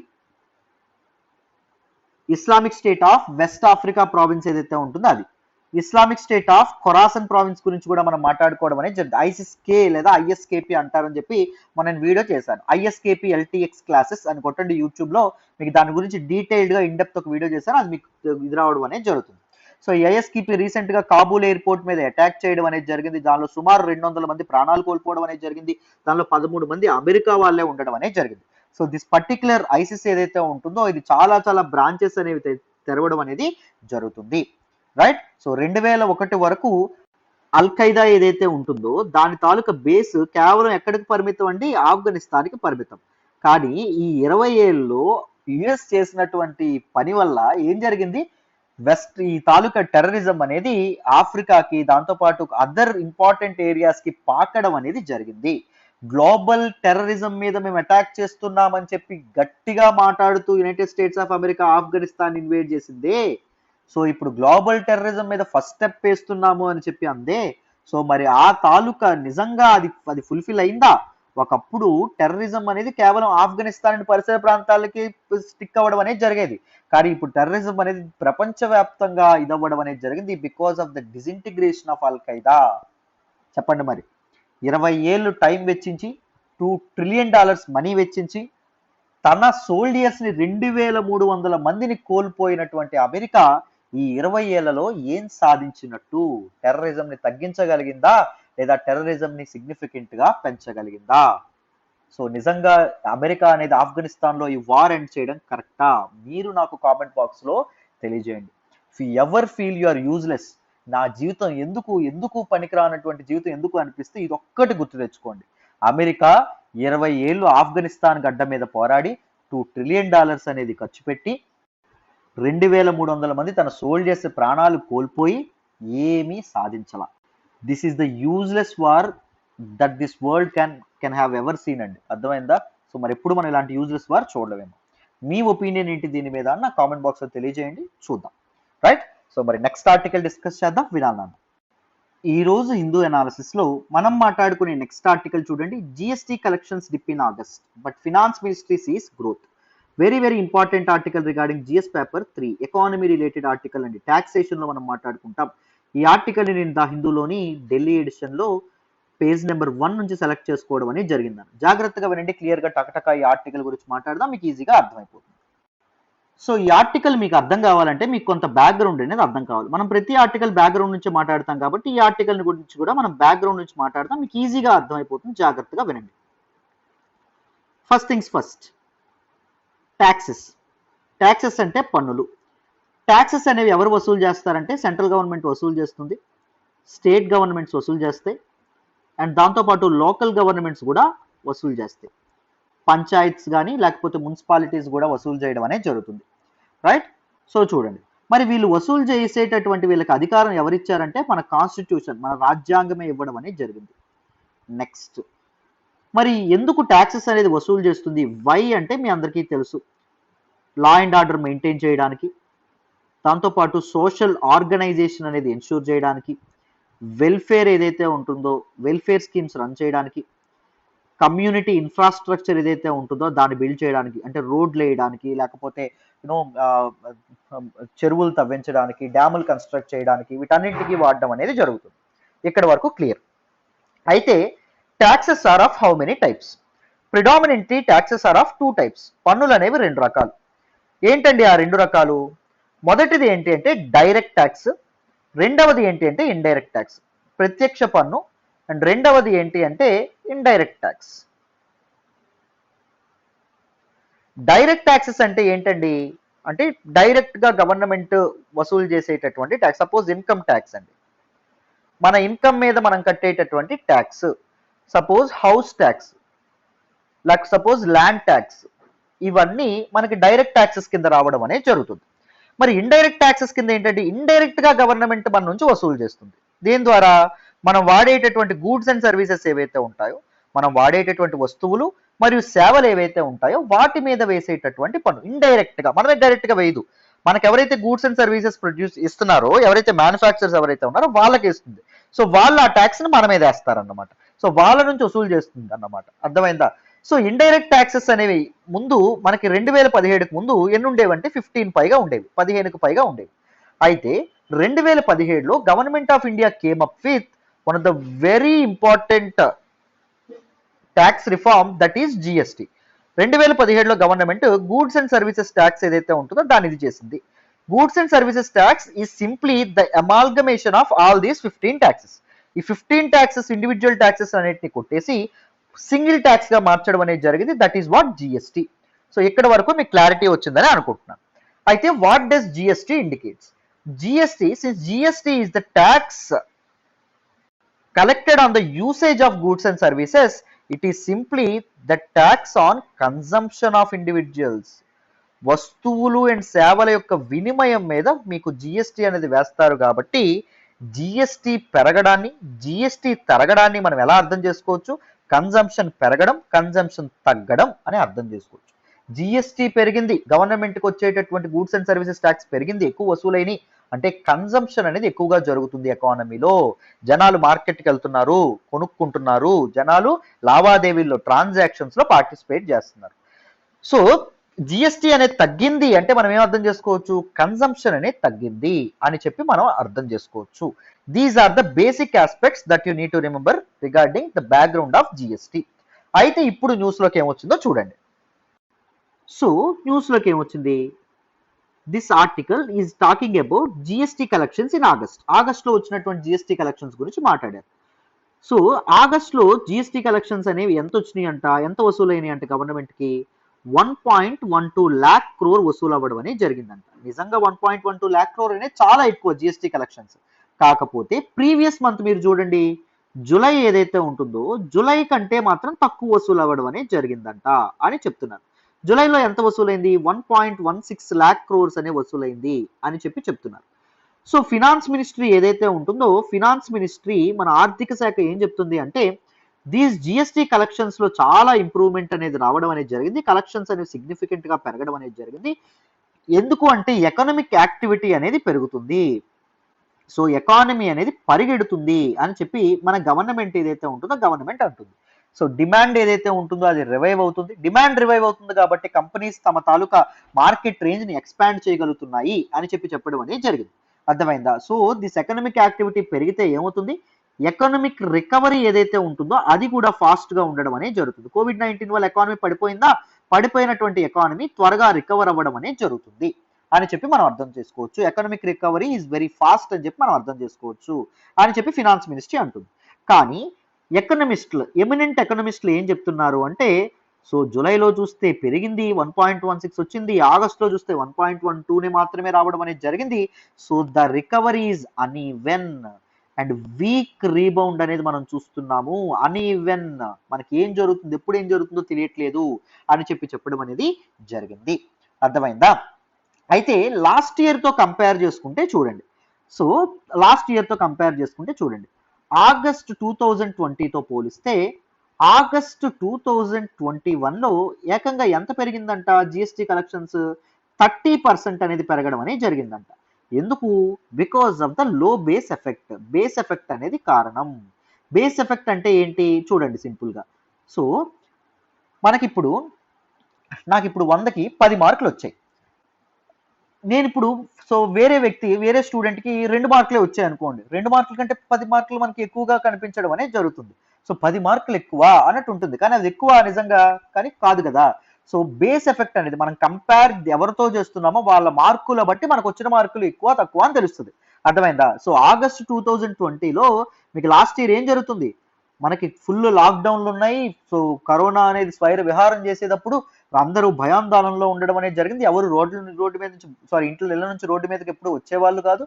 సో చాలా దీనిగా ఉండేది. సో బేస్ ఎఫెక్ట్ అనేది తక్కువగా ఉండడం వల్ల ఆగస్ట్ 2020లో జిఎస్టీ అసలు డిమాండే లేదు, లాక్డౌన్లనే ఉన్నాయి, అప్పుడు ఎలాగో తక్కువ వసూలైనాయి. సో దానితో 30% ఎక్కువ వచ్చింది అంటే అది మీరు ఎలా ఎకనామిక్ రివైవల్ అని చెప్పుకుంటారు అని చెప్పి చెప్తున్నారు అన్నమాట. అర్థమైందా? చూడండి, పోనీ ప్రీ పాండమిక్ లెవెల్స్ తో మనం కంపేర్ చేద్దామా. ప్రీ పాండమిక్ లెవెల్స్ అంటే a financial year, 2019 to 2020 physical year. ఈ ఫిజికల్ ఇయర్ లో ఆగస్ట్ లో మొత్తం ఎంత వసూలైనాయి అంట, 98,202 కోట్లు వసూలైంది ప్రీ పాండమిక్, అంటే మన కోవిడ్ రాక ముందు. అదే ఇప్పుడు చూస్తే మనకి 1.12 lakh crore అనేది రావడం అనేది జరిగింది. It is a 14% increase. 14% increase అనేది అంత పెద్దదా అంటే కాదు. అర్థమైందా? కాకపోతే ఒక్క ఆనందకరమైనటువంటి విషయం ఏంటంటే, ఒక ఆప్టిమిస్టిక్ థింగ్ ఏంటి అంటే, ప్రీ పాండమిక్ లెవెల్స్ ని మనం దాటి రావడం అనేది జరిగింది. It is really an optimistic thing అని చెప్పి, ఇది నిజంగా మంచి విషయము అని చెప్పి చెప్పడం అనేది జరిగింది. రైట్, జూన్ లో మాత్రం 1 lakh crore దాటడం అనేది జరిగింది, 1.16 lakh crore దాటింది. వరుసగా కన్సిక్యూటివ్ గా జూలైలో కూడా దాటడం అనేది జరిగింది. సెకండ్ వేవ్ వచ్చినప్పటికీ ఇండియన్ ఎకానమీ అనేది సిగ్నిఫికెంట్ గా రికవర్ అవుతుంది అని చెప్పి మనకి ఇక్కడ చెప్పడం అనేది జరిగింది. Recovery is economy is recovering at a fast pace అని చెప్పి ఫినాన్స్ మినిస్ట్రీ ఏదైతే ఉంటుందో అదంటే, but the economy is uneven and the rebound is week అని చెప్పి ఎకనమిస్ట్ ఎవరైతే ఉన్నారో వాళ్ళు అనడం అనేది జరిగింది. Chief economist of rating agency అయినటువంటి ICRA ఏదైతే ఉంటుందో ఆయన ఏం చెప్పడం అనేది జరిగిందంటే, హెల్దీ ఇంప్రూవ్మెంట్ అనేది ఇంకా అవసరం అని ఆయన చెప్పడం అనేది జరిగింది. సో రిస్ట్రిక్షన్స్ అనేవి ఇంకా ఈజ్ చేస్తే మనకు సౌత్ ఇండియాలో రిస్ట్రిక్షన్స్ అనేవి ఇంకా ఉన్నాయి. కేరళలో విపరీతంగా కేసులు పెరుగుతున్నాయి, ఇది అది అని చెప్పి సో రిస్ట్రిక్షన్స్ అనేవి ఇంకా పెంచుతున్నారు, లాక్డౌన్స్ అనేవి పెంచుతున్నారు. సో అవి ఈజ్ చేస్తే పెరగొచ్చు అని చెప్పడం అనేది జరిగింది. రైట్. కాకపోతే 3 ఇంపార్టెంట్ ఇండికేటర్స్ అయినటువంటి డిప్ ఇన్ జిఎస్టీ కలెక్షన్స్ మనకి జూలైతో పోలిస్తే ఆగస్టులో తగ్గిపోయిందా లేదా, జిఎస్టీ తగ్గడం కానీ, లేకపోతే కోర్ సెక్టార్ గ్రోత్ ఏదైతే ఉంటుందో కోర్ సెక్టార్స్ ఏవైతే ఉన్నాయో దాని గ్రోత్ కూడా పడిపోయింది. నిన్న మనం హిందూ అనాలిసిస్ లో మాట్లాడుకున్నాం, పడిపోయింది. ఇదొకటి. అండ్ దాంతో పాటు అంటే పడిపోవడం అంటే గ్రోత్ తగ్గలేదు, మనం అనుకున్నంత రీచ్ అవ్వలేదు అని చెప్తున్నారు. Moderation in the August manufacturing purchasing managers index, PMI ఏదైతే ఉంటుందో which we are going to speak in a while. So next article అదే మాట్లాడతాం. పిఎంఐ కూడా అంత పెద్దగా అంత దీనిగా ఏం లేదు అని చెప్పి మనకి ఇక్కడ చెప్పడం అనేది జరిగింది. రైట్. సో దీన్ని బట్టి మనం ఏం అర్థం చేసుకోవచ్చు అంటే ఎకనామిక్ రికవరీ ఏదైతే ఉంటుందో అది ఇంకా ఆన్ గోయింగ్ ఇంకా అది ఆప్టిమిస్టిక్ దీనిలో లేదు అని చెప్పడం అనేది జరుగుతుంది. అదే ఎకనామిక్ రికవరీ అనేది అనీవెన్ గా ఉండబోవచ్చు అని ఇక్కడ మనకి చెప్పడం అనేది జరిగింది. కానీ ఫేక్ బిల్లర్స్ ఎవరైతే ఉంటారో, జిఎస్టీ ఫేక్ పెట్టే వాళ్ళు ఎవరైతే ఉంటారో వాళ్ళని, అండ్ యాంటీ ఎవేజర్ జిఎస్టీ ఎగ్గొట్టే వాళ్ళు ఎవరైతే ఉంటారో వాళ్ళని మనం పర్ఫెక్ట్ గా సిగ్నిఫికెంట్ గా వాళ్ళ మీద గవర్నమెంట్ కాన్సన్ట్రేట్ చేయగలిగితే మాత్రం జిఎస్టీ కలెక్షన్స్ అనేవి ఇంకా పెరిగేటటువంటి అవకాశం ఉంది అని చెప్పి మనకి ఇక్కడ చెప్పడం అనేది జరిగింది. ఇప్పుడు స్టేట్ వైజ్ డేటాని చూసుకుంటే చూడండి, స్టేట్ వైజ్ డేటా ఏం చెప్పారు అంటే తమిళనాడు హైయెస్ట్ గ్రోత్ రేట్ అనేది నమోదు చేసింది లాస్ట్ ఇయర్ కంటే ఏకంగా 35% growth rate, last year August కంటే 35% గ్రోత్ రేట్ చూసింది. అండ్ తర్వాత మన ఆంధ్రప్రదేశ్ చూడడం అనేది జరిగింది. ఆంధ్రప్రదేశ్ 33% జిఎస్టీ కలెక్షన్స్ లో గ్రోత్ రేట్ చూసింది. తర్వాత మహారాష్ట్ర ఏదైతే ఉంటుందో మహారాష్ట్ర కూడా గ్రోత్ రేట్ అనేది 31% అని చూడడం అనేది జరిగింది. తర్వాత గుజరాత్ ఏదైతే ఉంటుందో గుజరాత్ కూడా లాస్ట్ ఇయర్ తో పోలిస్తే 25% గ్రోత్ రేట్ అనేది చూడడం అనేది జరిగింది. Because they are manufacturing states. Manufacturing states యొక్క జిఎస్టీ పెరగడం అనేది నిజంగా ఒక మంచి విషయం అని చెప్పుకోవచ్చు. ఎందుకు అంటే GST is a destination based tax అండి. GST is a destination based tax. Destination based tax అంటే మీకు చాలా మంది తెలియకపోవచ్చు, చెప్తాను చూడండి సింపుల్ గా. జిఎస్టీ మనకి ఎలా ఉంటుందంటే సిజిఎస్టీ ఉంటుంది, ఎస్జిఎస్టీ ఉంటుంది, central GST, state GST, and దాంతోపాటు ఐజిఎస్టీ ఉండడం అనేది జరుగుతుంది. సో ఒక ఎగ్జాంపుల్ ఇచ్చి దీన్ని డిస్కస్ చేసే ప్రయత్నం చేద్దాం, చూడండి మీకు ఈజీగా అర్థమవుతుంది. చూడండి, సపోజ్ ఫస్ట్ సినారియో చూడండి, ఇంట్రాస్టేట్ ట్రాన్సాక్షన్ అనేది జరిగింది అనుకోండి. ఇంట్రాస్టేట్ అంటే ఏంటి, విత్ ఇన్ ద స్టేట్. ఇప్పుడు ఆంధ్రప్రదేశ్ స్టేట్లో సపోజ్ నెల్లూరు నుంచి వెస్ట్ గోదావరికి గూడ్స్ అనేవి వెళ్తున్నాయి అనుకోండి. సో ఈ ట్రాన్సాక్షన్లో జిఎస్టీ అనేది అప్లికేబుల్ అవుతుందా? ఆ జిఎస్టీ ఏమేమి పడుతుంది అంటే చూడండి, బోత్ సిజిఎస్టీ సెంట్రల్ జిఎస్టీ అనేది పడుతుంది, అండ్ ఎస్జిఎస్టీ స్టేట్ జిఎస్టీ ఏదైతే ఉంటుందో అది కూడా పడడం అనేది జరుగుతుంది. ఈ ట్రాన్సాక్షన్ మీద వసూలు చేస్తారు. అదే ఇంటర్ స్టేట్ ట్రాన్సాక్షన్ అనేది జరిగింది అనుకోండి. సపోజ్ ఆంధ్రప్రదేశ్ నుంచి తెలంగాణ గూడ్స్ వెళ్తున్నాయి అనుకోండి, లేకపోతే తెలంగాణ నుంచి ఆంధ్రప్రదేశ్కి వస్తున్నాయి అనుకోండి గూడ్స్. ఇప్పుడు జిఎస్టీ ఏం అప్లై అవుతుందంటే ఓన్లీ ఐజిఎస్టీ మాత్రమే, ఇంటిగ్రేటెడ్ జిఎస్టీ మాత్రమే అప్లై అవుతుంది. ఆ ఇంటిగ్రేటెడ్ జిఎస్టీ ఎవరు వసూలు చేస్తారు? సెంటర్ వసూలు చేస్తుంది. సెంటర్ వసూలు చేసి ఈ జిఎస్టీలో సగం డబ్బుల్ని ఎవరికి ఇస్తుంది, ఏ స్టేట్కి ఇస్తుంది అంటే ద రిసీవింగ్ స్టేట్కి ఇస్తుంది, డెస్టినేషన్ స్టేట్కి ఇస్తుంది. గూడ్స్ అనేవి ఎక్కడ కొనబడ్డాయి అంటే ఇక్కడ టీఎస్ కదా, తెలంగాణలో కొనబడ్డాయి. సో తెలంగాణ స్టేట్కి ఆ సగం డబ్బుల్ని సెంట్రల్ గవర్నమెంట్ ఇవ్వడం అనేది జరుగుతుంది. కానీ ఆంధ్రప్రదేశ్ మ్యానుఫ్యాక్చర్ చేస్తుంది, కానీ ఆంధ్రప్రదేశ్కి జిఎస్టీ వస్తుందా? రావట్లేదు. It is a destination based tax అని చెప్పి అందుకే అనడం అనేది జరుగుతుంది. సో ఎప్పుడైతే దీస్ మ్యానుఫ్యాక్చరింగ్ స్టేట్స్ ఏవైతే ఉన్నాయో అవి హైయెస్ట్ జిఎస్టీస్ అనేవి కలెక్ట్ చేయడం అనేది జరుగుతుందో అప్పుడు ఎకానమీ అనేది బెస్ట్ గా ఉన్నప్పుడు అప్పుడే బెస్ట్ ఎకనామిక్ ఇండికేటర్ గా ఉపయోగపడుతుందని అర్థం. సో ఆంధ్రప్రదేశ్, దాంతోపాటు మనం ఏ స్టేట్స్ చూసాం, కర్ణాటక అండ్ మహారాష్ట్ర, ఇక్కడ వీటి మ్యానుఫ్యాక్చరింగ్ స్టేట్స్, ఇక్కడ మనకి ఏం పెరిగినాయి, సో జిఎస్టీ కలెక్షన్స్ అనేవి పెరగడం నిజంగా ఒక మంచి విషయం అని చెప్పి గవర్నమెంట్ చెప్తుంది. ఇది మనకు న్యూస్ లోకి రావడం అనేది జరిగిందని. సో డీటెయిల్డ్ గా ఈ ఆర్టికల్ కూడా మీకు అర్థమైందని అనుకుంటున్నాను బ్యాక్గ్రౌండ్ నుంచి. మరి నెక్స్ట్ ఆర్టికల్ మాట్లాడదాం, వినాలి.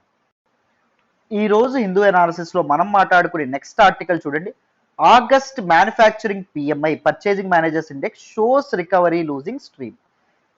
Very very important article regarding GS paper 3 ఎకానమీలో ఈ ఆర్టికల్ మనం మాట్లాడుకోవడం అనేది జరుగుతుంది. ఈ ఆర్టికల్ ని నేను ద హిందూలోని ఢిల్లీ ఎడిషన్ లో పేజ్ నెంబర్ 12 నుంచి సెలెక్ట్ చేసుకున్నాను. చూడండి, ఏం లేదు, ఈ ఆర్టికల్ చాలా చాలా సింపుల్, మీకు ఈజీగా అర్థమయ్యే ప్రయత్నం అయితే చేస్తారు. ఈ ఆర్టికల్లో ఏం చెప్తున్నారు అంటే ఆగస్ట్ నెల యొక్క manufacturing PMI purchasing managers index ఏదైతే ఉంటుందో అది స్ట్రీమ్ కోల్పోయింది. అఫ్ కోర్స్ అప్సర్జే చూపించినప్పటికీ. సో పర్చేసింగ్ మేనేజర్స్ ఇండెక్స్ గురించి నేను చెప్తాను, మీకు అప్పుడు అర్థమవుతుంది. ఒకసారి చూడండి. పర్చేసింగ్ మేనేజర్స్ ఇండెక్స్ అనేది ఎలా ఇస్తారు? ఇండెక్స్ అంటే సూచి. అదేం చూపిస్తుంది? పర్చేసింగ్ మేనేజ్మెంట్ ని చూపించడం అనేది జరుగుతుంది. అంటే ఎలక్ట్రానిక్ యాక్టివిటీ ఎలా ఉంది అని చూపిస్తుంది. పర్చేసింగ్ యాక్టివిటీ ఎలా జరుగుతుంది అని చెప్పి చూపిస్తుంది. ఆ ఇండెక్స్ ని ఏ నెంబర్తో ఇస్తారు? 0 to 100 మధ్యలో ఒక సంఖ్యతో ఇవ్వడం అనేది జరుగుతుంది. సో 50 అబవ్ ఉందనుకోండి ఈ పర్చేసింగ్ మేనేజర్స్ ఇండెక్స్, అది అప్పుడు ఎకానమీ అనేది ఆ మంత్ ఎక్స్పాండ్ అవ్వబోతుంది అని చెప్పి అర్థం. 50 బిలో ఉందనుకోండి అప్పుడు ఆ ఎకానమీ అనేది ఆ మంత్ కాంట్రాక్ట్ అవ్వబోతుంది అని అర్థం. సో మనకి చూసుకుంటే జూలైలో పిఎంఐ ఎంత చెప్పించింది అంటే 55.3 చూపించడం అనేది జరిగింది. అంటే ఎక్స్పాండ్ అవుతుందని అర్థం. జూన్లో ఏకంగా పడిపోయింది 48.1కి, అంటే కాంట్రాక్ట్ అవుతుందని చెప్పి అర్థం ఎకానమీ. ఎందుకు అంటే జూన్లో పడిపోవడం అనేది జరిగింది, అప్పుడు సెకండ్ వేవ్ ఉండడం అనేది జరిగింది కాబట్టి. సో ఇప్పుడు ఇది ఇది జూలై. జూన్ చూస్తే జస్ట్ 48.1 మాత్రమే. సో ఇప్పుడు ఆగస్ట్లో ఎంతకు పడిపోయింది? ఇది ఎంతకు పడిపోయింది అంటే 52.3కి పడిపోయింది. స్టిల్ ఎక్స్పాండ్ 50% కంటే ఎక్కువే, కానీ జూలైతో కంపేర్ చేస్తే పడిపోయింది కదా, మనకి అప్వర్డ్ స్ట్రీమ్ అనేది, రికవరీ స్ట్రీమ్ అనేది తగ్గినట్టు కదా అని చెప్పి మనకి ఇక్కడ చెప్పడం అనేది జరిగింది. ఇంతకీ పిఎంఐ అంటే ఏంటి, అది ఎలా క్యాలిక్యులేట్ చేస్తారు, అది మనకి చాలా చాలా important in the exam perspective. So ఎవరిస్తారు ఏంటి తెలుసుకుందాం, జాగ్రత్తగా వినండి, మీకు ఈజీగా అర్థమైపోతుంది, పెద్ద కష్టమేం కాదు. సో పిఎంఐ ఫుల్ ఫామ్ ఏంటి? Purchasing managers index. ఎప్పుడైనా గుర్తుపెట్టుకోవాలి, ఇండెక్స్ అంటే సూచి. దేన్ని సూచిస్తుందంట? పర్చేసింగ్ అండ్ మేనేజ్మెంట్ ఎలా ఉంది అని చెప్పి సూచిస్తుందంట. అంటే ఎంత డిమాండ్ ఉంది ఎకానమీలో అని చెప్పి సూచించడం అనేది జరుగుతుంది. It is an indicator of business activity. So ఒక ఎకానమీలో బిజినెస్ యాక్టివిటీ అనేది ఎలా నడుస్తుంది అని చెప్పి దిస్ పర్టిక్యులర్ పిఎంఐ ఏదైతే ఉంటుందో అది సూచించడం అనేది జరుగుతుందంట. అర్థమైందా? So PMI will be calculated both in manufacturing sector యొక్క మ్యానుఫ్యాక్చరింగ్ సెక్టార్లో బిజినెస్ యాక్టివిటీ ఎలా ఉంది అండ్ సర్వీసెస్ సెక్టార్లో బిజినెస్ యాక్టివిటీ అనేది ఎలా ఉంది అని చెప్పి తెలుస్తుంది. మ్యానుఫ్యాక్చరింగ్ అంటే ఏంటి? Goods manufacturing. సపోజ్ ఒక సబ్బులు, షాంపూలు ఇవన్నీ ఏవైతే ఉన్నాయో అది మ్యానుఫ్యాక్చరింగ్, తయారీ వ్యవస్థ. సర్వీసెస్ అంటే ఏంటి? సేవలు. అంటే మనకి ఇప్పుడు ఐటీ రంగం కానీ, ఐటీ మనం ఇప్పుడు ఏం చేస్తాం, అక్కడ ఏమి కొత్త ప్రొడక్ట్స్ అనేవి ప్రొడ్యూస్ చేయం, మ్యానుఫ్యాక్చరింగ్ చేయం, కానీ ఐటీ మనకి ఇంటలెక్చువల్ సర్వీసెస్ ఏవైతే ఉన్నాయో అవి మనం అందించడం అనేది జరుగుతుంది కదా. So that is manufacturing and services, రెండింటిలోనూ ఇది క్యాలిక్యులేట్ చేయడం అనేది జరుగుతుంది. అండ్ పిఎంఐ ఎలా ఎగ్జిస్ట్ అవుతుంది అంటే it is a number from 1 to 100. So 0 నుంచి 100 మధ్యలో ఒక అంక్ అనేది ఇస్తారు. అంకి బట్టి బిజినెస్ యాక్టివిటీని డిసైడ్ చేస్తారు. సపోజ్ చూడండి, పిఎంఐ అనేది అబవ్ 50 అనేది అయింది అనుకోండి, గ్రేటర్ దాన్ 50 అనేది అయింది అనుకోండి, అది ఏం చూపిస్తుంది? ఇట్ రిప్రజెంట్స్ ఎక్స్పాన్షన్ అంటే బిజినెస్ యాక్టివిటీ పెరగబోతుంది అని చెప్పి అర్థం. ప్రీవియస్ మంత్తో పోలిస్తే పెరగబోతుంది అని అర్థం. అదే అండర్ 50 చూపించడం అనేది జరిగింది అనుకోండి, లెస్ దాన్ 50 చూపించడం అనుకోండి, ఇట్ రిప్రజెంట్స్ కాంట్రాక్షన్. లాస్ట్ మంత్తో పోలిస్తే ఈ తాలూకా పిఎంఐ ఏదైతే ఉంటుందో తగ్గిపోతుంది అని చెప్పి అర్థం. ఒకవేళ ఎగ్జాక్ట్గా 50 చూపించింది అనుకోండి, ఇట్ ఇండికేట్స్ నో చేంజ్. గత నెలతో పోలిస్తే బిజినెస్ యాక్టివిటీ అనేది చేంజ్ అవ్వదు, ఎటువంటి మార్పు ఉండదు అని చెప్తుంది అని చెప్పి అర్థం. యాక్చువల్లీ దిస్ పిఎంఐ ఏదైతే ఉంటుందో it will be calculated at the start of every month. ప్రతి నెల మొదట్లో దీన్ని క్యాలిక్యులేట్ చేయడం అనేది జరుగుతుంది. అందుకే it is therefore considered as a good leading indicator of economic activity. Economic activity ఒక దానిలో ఒక ఎకానమీలో బిజినెస్ యాక్టివిటీ ఎలా ఉంది అని చెప్పేటటువంటి ఒక బెస్ట్ ఇండికేటర్ అని చెప్పి చెప్తారండి. ఇండికేటర్ ఆఫ్ ఎకనామిక్ యాక్టివిటీ చాలా చాలా ఇంపార్టెంట్. అర్థమైందా? So what is the purpose of PMI? PMI ఏదైతే ఉంటుందో దీన్ని ఎందుకు రిలీజ్ చేస్తారు, ఎందుకు డిక్లేర్ చేస్తారు అంటే to provide information about current and future business conditions to companies decision makers. ఒక కంపెనీ యొక్క డెసిషన్ మేకర్స్ ఉంటారు కదా, అండ్ దాంతోపాటు ఎనలిస్టులు, ఇన్వెస్టర్స్ ఉంటారు కదా, వాళ్ళందరికీ ప్రెజెంట్ బిజినెస్ యాక్టివిటీ ఎలా ఉంది, ఫ్యూచర్ బిజినెస్ యాక్టివిటీ ఎలా ఉంది అని చూపించడానికి. అర్థమైందా? ఇప్పుడు సపోజ్ చూడండి, వీళ్ళు పిఎంఐ అబౌవ్ 50 అని చెప్పారనుకోండి, బిజినెస్ యాక్టివిటీ ఎక్స్పాండ్ అవ్వబోతుంది, డిమాండ్ అనేది ఉంటుంది అని అర్థం. సో బిజినెస్ యాక్టివిటీ ఎక్స్పాండ్ అవ్వబోతుంది ఒక కంపెనీది అంటే ఇన్వెస్టర్లు ఏం చేస్తారు, ఇన్వెస్ట్మెంట్స్ పెట్టుకుంటారు, ఎనలిస్టులు ఏం చేస్తారు, ఓకే ఇంకాస్త ఎలా అవ్వాలో చూస్తారు, డెసిషన్ మేకర్స్ ఏం చేస్తారు, సో పెరుగుతున్నటువంటి డిమాండ్కి తగినట్టుగా సప్లై అనేది ఎలా ఎన్ష్యూర్ చేయాలో చూస్తారు. ఇట్ ఈస్ యాక్చువల్లీ ఒక సర్వే బేస్డ్ మెజర్మెంట్, అంటే ఇది ముందు చెప్తారు, this is a guess work. అర్థమైందా? ఈ ఇండెక్స్ ఎలా చూపిస్తుంది, ఫ్యూచర్ లో ఒక బిజినెస్ యాక్టివిటీ ఎలా ఉండబోతుంది అని చెప్పి చూపించడం అనేది జరుగుతుంది అన్నమాట. అర్థమైందా? సో ఇది మీరు గుర్తుపెట్టుకోవాలి. సో చూడండి, ఇది క్యాలిక్యులేషన్ ఎలా చేస్తారో మనం అయితే ఇప్పుడు తెలుసుకోవాలి, చాలా చాలా important. So this particular PMI ఏదైతే ఉంటుందో, PMI is a survey based measure, చాలా చాలా important. It is a survey based measure. So ఏం చేస్తారు, they will ask the respondents about changes in their perception about key business variables as compared with the previous month. So కొంతమంది ఫోన్లు చేసి ఏమడుగుతారు అంటే, sir మీరు చెప్పండి, మీరు బిజినెస్ ఎక్స్పర్ట్ కదా, గత నెలతో పోలిస్తే ఏమైనా మనకు బిజినెస్ యాక్టివిటీ పెరగొచ్చా లేకపోతే తగ్గొచ్చా అని చెప్పి అడగడం అనేది జరుగుతుంది. అర్థమైందా? ప్రీవియస్ మంత్ తో కలిపితే అలా ఉంటుంది. So they will those respondents ఎవరైతే ఉన్నారో వాళ్ళ పెర్సెప్షన్ అనేది చెప్తారు. ఆ పెర్సెప్షన్ ని బట్టి వీళ్ళు మెజర్ చేయడం అనేది జరుగుతుంది. ఎలా క్యాలిక్యులేట్ చేస్తారో చెప్తాను. పిఎంఐ మూడింటికి క్యాలిక్యులేట్ చేస్తారు. ఒకటి purchasing managers index manufacturing sector, రెండు purchasing managers index service sector, ఇంకొకటి పర్చేసింగ్ మేనేజర్స్ ఇండెక్స్ కాంపోజిట్, అంటే మ్యానుఫ్యాక్చరింగ్ అండ్ సర్వీసెస్ సెక్టర్ కలిపి ఇది చేయడం అనేది జరుగుతుంది. What is the formula for PMI? PMI అనేది ఏ ఫార్ములా బట్టి క్యాలిక్యులేట్ చేయడం అనేది జరుగుతుంది? PMI is equals to P1 into 1, P1 అంటే ఏంటో కూడా చెప్తాను, P2 into 0.5 plus P3 into 0. So P1 అంటే ఏంటి అంటే percentage of answers with says import expansion అవుతుంది అని ఎంత పర్సంటేజ్ ఆన్సర్స్ చెప్తారో వాళ్ళు. P2 అంటే ఏంటి, నో చేంజ్ అని ఎవరు చెప్తారో వాళ్ళు, ఎన్ని ఆన్సర్స్, ఎంత percentage of answers no change అని వస్తాయి అవి. P3 అంటే ఏంటి, ఎంత పర్సంటేజ్ ఆఫ్ ఆన్సర్స్ కాంట్రాక్షన్ అనేవి సూచిస్తాయి అని చెప్పి అర్థం. అర్థమైందా? So these are some important. ఒక ఎగ్జాంపుల్ ద్వారా ఒక క్యాలిక్యులేషన్ చేద్దామా పిఎంఐని? చూడండి, సపోజ్ 100 రెస్పాండెంట్స్కి అడగడం అనేది జరిగింది. 100 రెస్పాండెంట్స్లో మనకి ఏం చెప్పడం అనేది జరిగింది అంటే, కొంతమంది రెస్పాండెంట్స్ ఎవరైతే ఉన్నారో ఎక్స్పాండ్ అవుతుంది అని చెప్పారు. సపోజ్ ఒక 60 మెంబర్స్ ఎక్స్పాండ్ అవుతుందని చెప్పారు అనుకోండి సపోజ్, అండ్ నో చేంజ్ అని చెప్పి ఒక 30 మంది చెప్పారు అనుకోండి, నో చేంజ్. సపోజ్ ఇంకా 10 మంది కాంట్రాక్ట్ అవుతుంది అని చెప్పారు అనుకోండి, గుర్తుపెట్టుకోండి, కాంట్రాక్షన్ అవుతుంది అని చెప్పారు అనుకోండి. పిఎంఐ ఎలా క్యాలిక్యులేట్ చేస్తాం? P1 అంటే 60 ఇంటూ 1, 100 కదా మనం తీసుకుంది, 60% అంటే పర్సంటేజ్ కదా. అండ్ P2 అంటే ఏంటి, నో చేంజ్ అంటే 30 ఇంటూ 0.5. P3 అంటే ఎంత, 10 ఇంటూ 0, చాలా చాలా ఇంపార్టెంట్. 60 ఇంటూ 1 60, 30 ఇంటూ 0.5 15, మొత్తం ఎంత 75. అబౌవ్ 50 అంటే ఇందాక ఏం చెప్పుకున్నా, ఇట్ షోస్ ఎక్స్పాన్షన్ అని చెప్పి మనం చెప్పుకోవడం అనేది జరిగింది. This is how PMI will be calculated. అర్థమైందా? సో ఇది మీరు చాలా ఈజీ అండి, మీరు చక్కగా గుర్తుపెట్టుకుంటారని అనుకుంటున్నాను. మరి పిఎంఐ ఏవైతే ఉన్నాయో, పిఎంఐ ఎవరు పడితే వాళ్ళు రిలీజ్ చేస్తారు సార్ అంటే రిలీజ్ చేయరు. There are 3 principal producers of PMI. పిఎంఐని 3 ఇన్స్టిట్యూట్స్, 3 ఆర్గనైజేషన్స్ అనే ప్రొడ్యూస్ చేస్తాయి. ఒకటి ISM, that is institute for supply management which is in USA base, ఇదొకటి రిలీజ్ చేయడం అనేది జరుగుతుంది. సెకండ్ SIPMM, సిప్మ్ అని చెప్పి అనడం అనేది జరుగుతుంది, Singapore institute of purchasing and materials management which is in Singapore, ఇది కూడా క్యాలిక్యులేట్ చేయడం అనేది జరుగుతుంది. అండ్ థర్డ్ వన్ ఏంటి అంటే IHS market group. IHS market కూడా క్యాలిక్యులేట్ చేస్తుంది. This particular IHS market group ఏదైతే ఉంటుందో which is based in London. అర్థమైందా? సో అందులో ముఖ్యంగా ఐఎస్ఎం ఏదైతే ఉంటుందో, ఇన్స్టిట్యూట్ ఫర్ సప్లై మేనేజ్మెంట్ ఏదైతే ఉంటుందో, ప్రతి నెల తూచా తప్పకుండా ఇది పబ్లిష్ అయితే చేస్తుంది.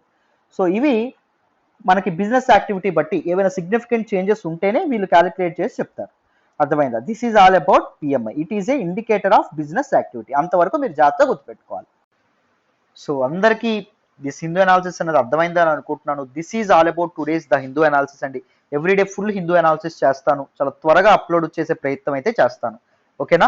సో మీరు కన్ఫామ్గా ఫాలో అవ్వండి, మీకు చాలా చాలా వ్యాలిడిటీ ఉంటుంది. నన్ను నమ్మి జాయిన్ అవ్వండి. కరెంట్ అఫైర్స్ కోర్సులో జస్ట్ 5,000 రూపాయలకి లైఫ్ టైం వ్యాలిడిటీ ఇస్తున్నటువంటి ఏకైక సంస్థ. అండ్ మీకు ద బెస్ట్ కాంప్రహెన్సివ్గా కరెంట్ అఫైర్స్ బ్యాక్గ్రౌండ్ నుంచి నేర్చుకుంటారండి. నాది హామీ, నన్ను నమ్మండి. ఓకేనా?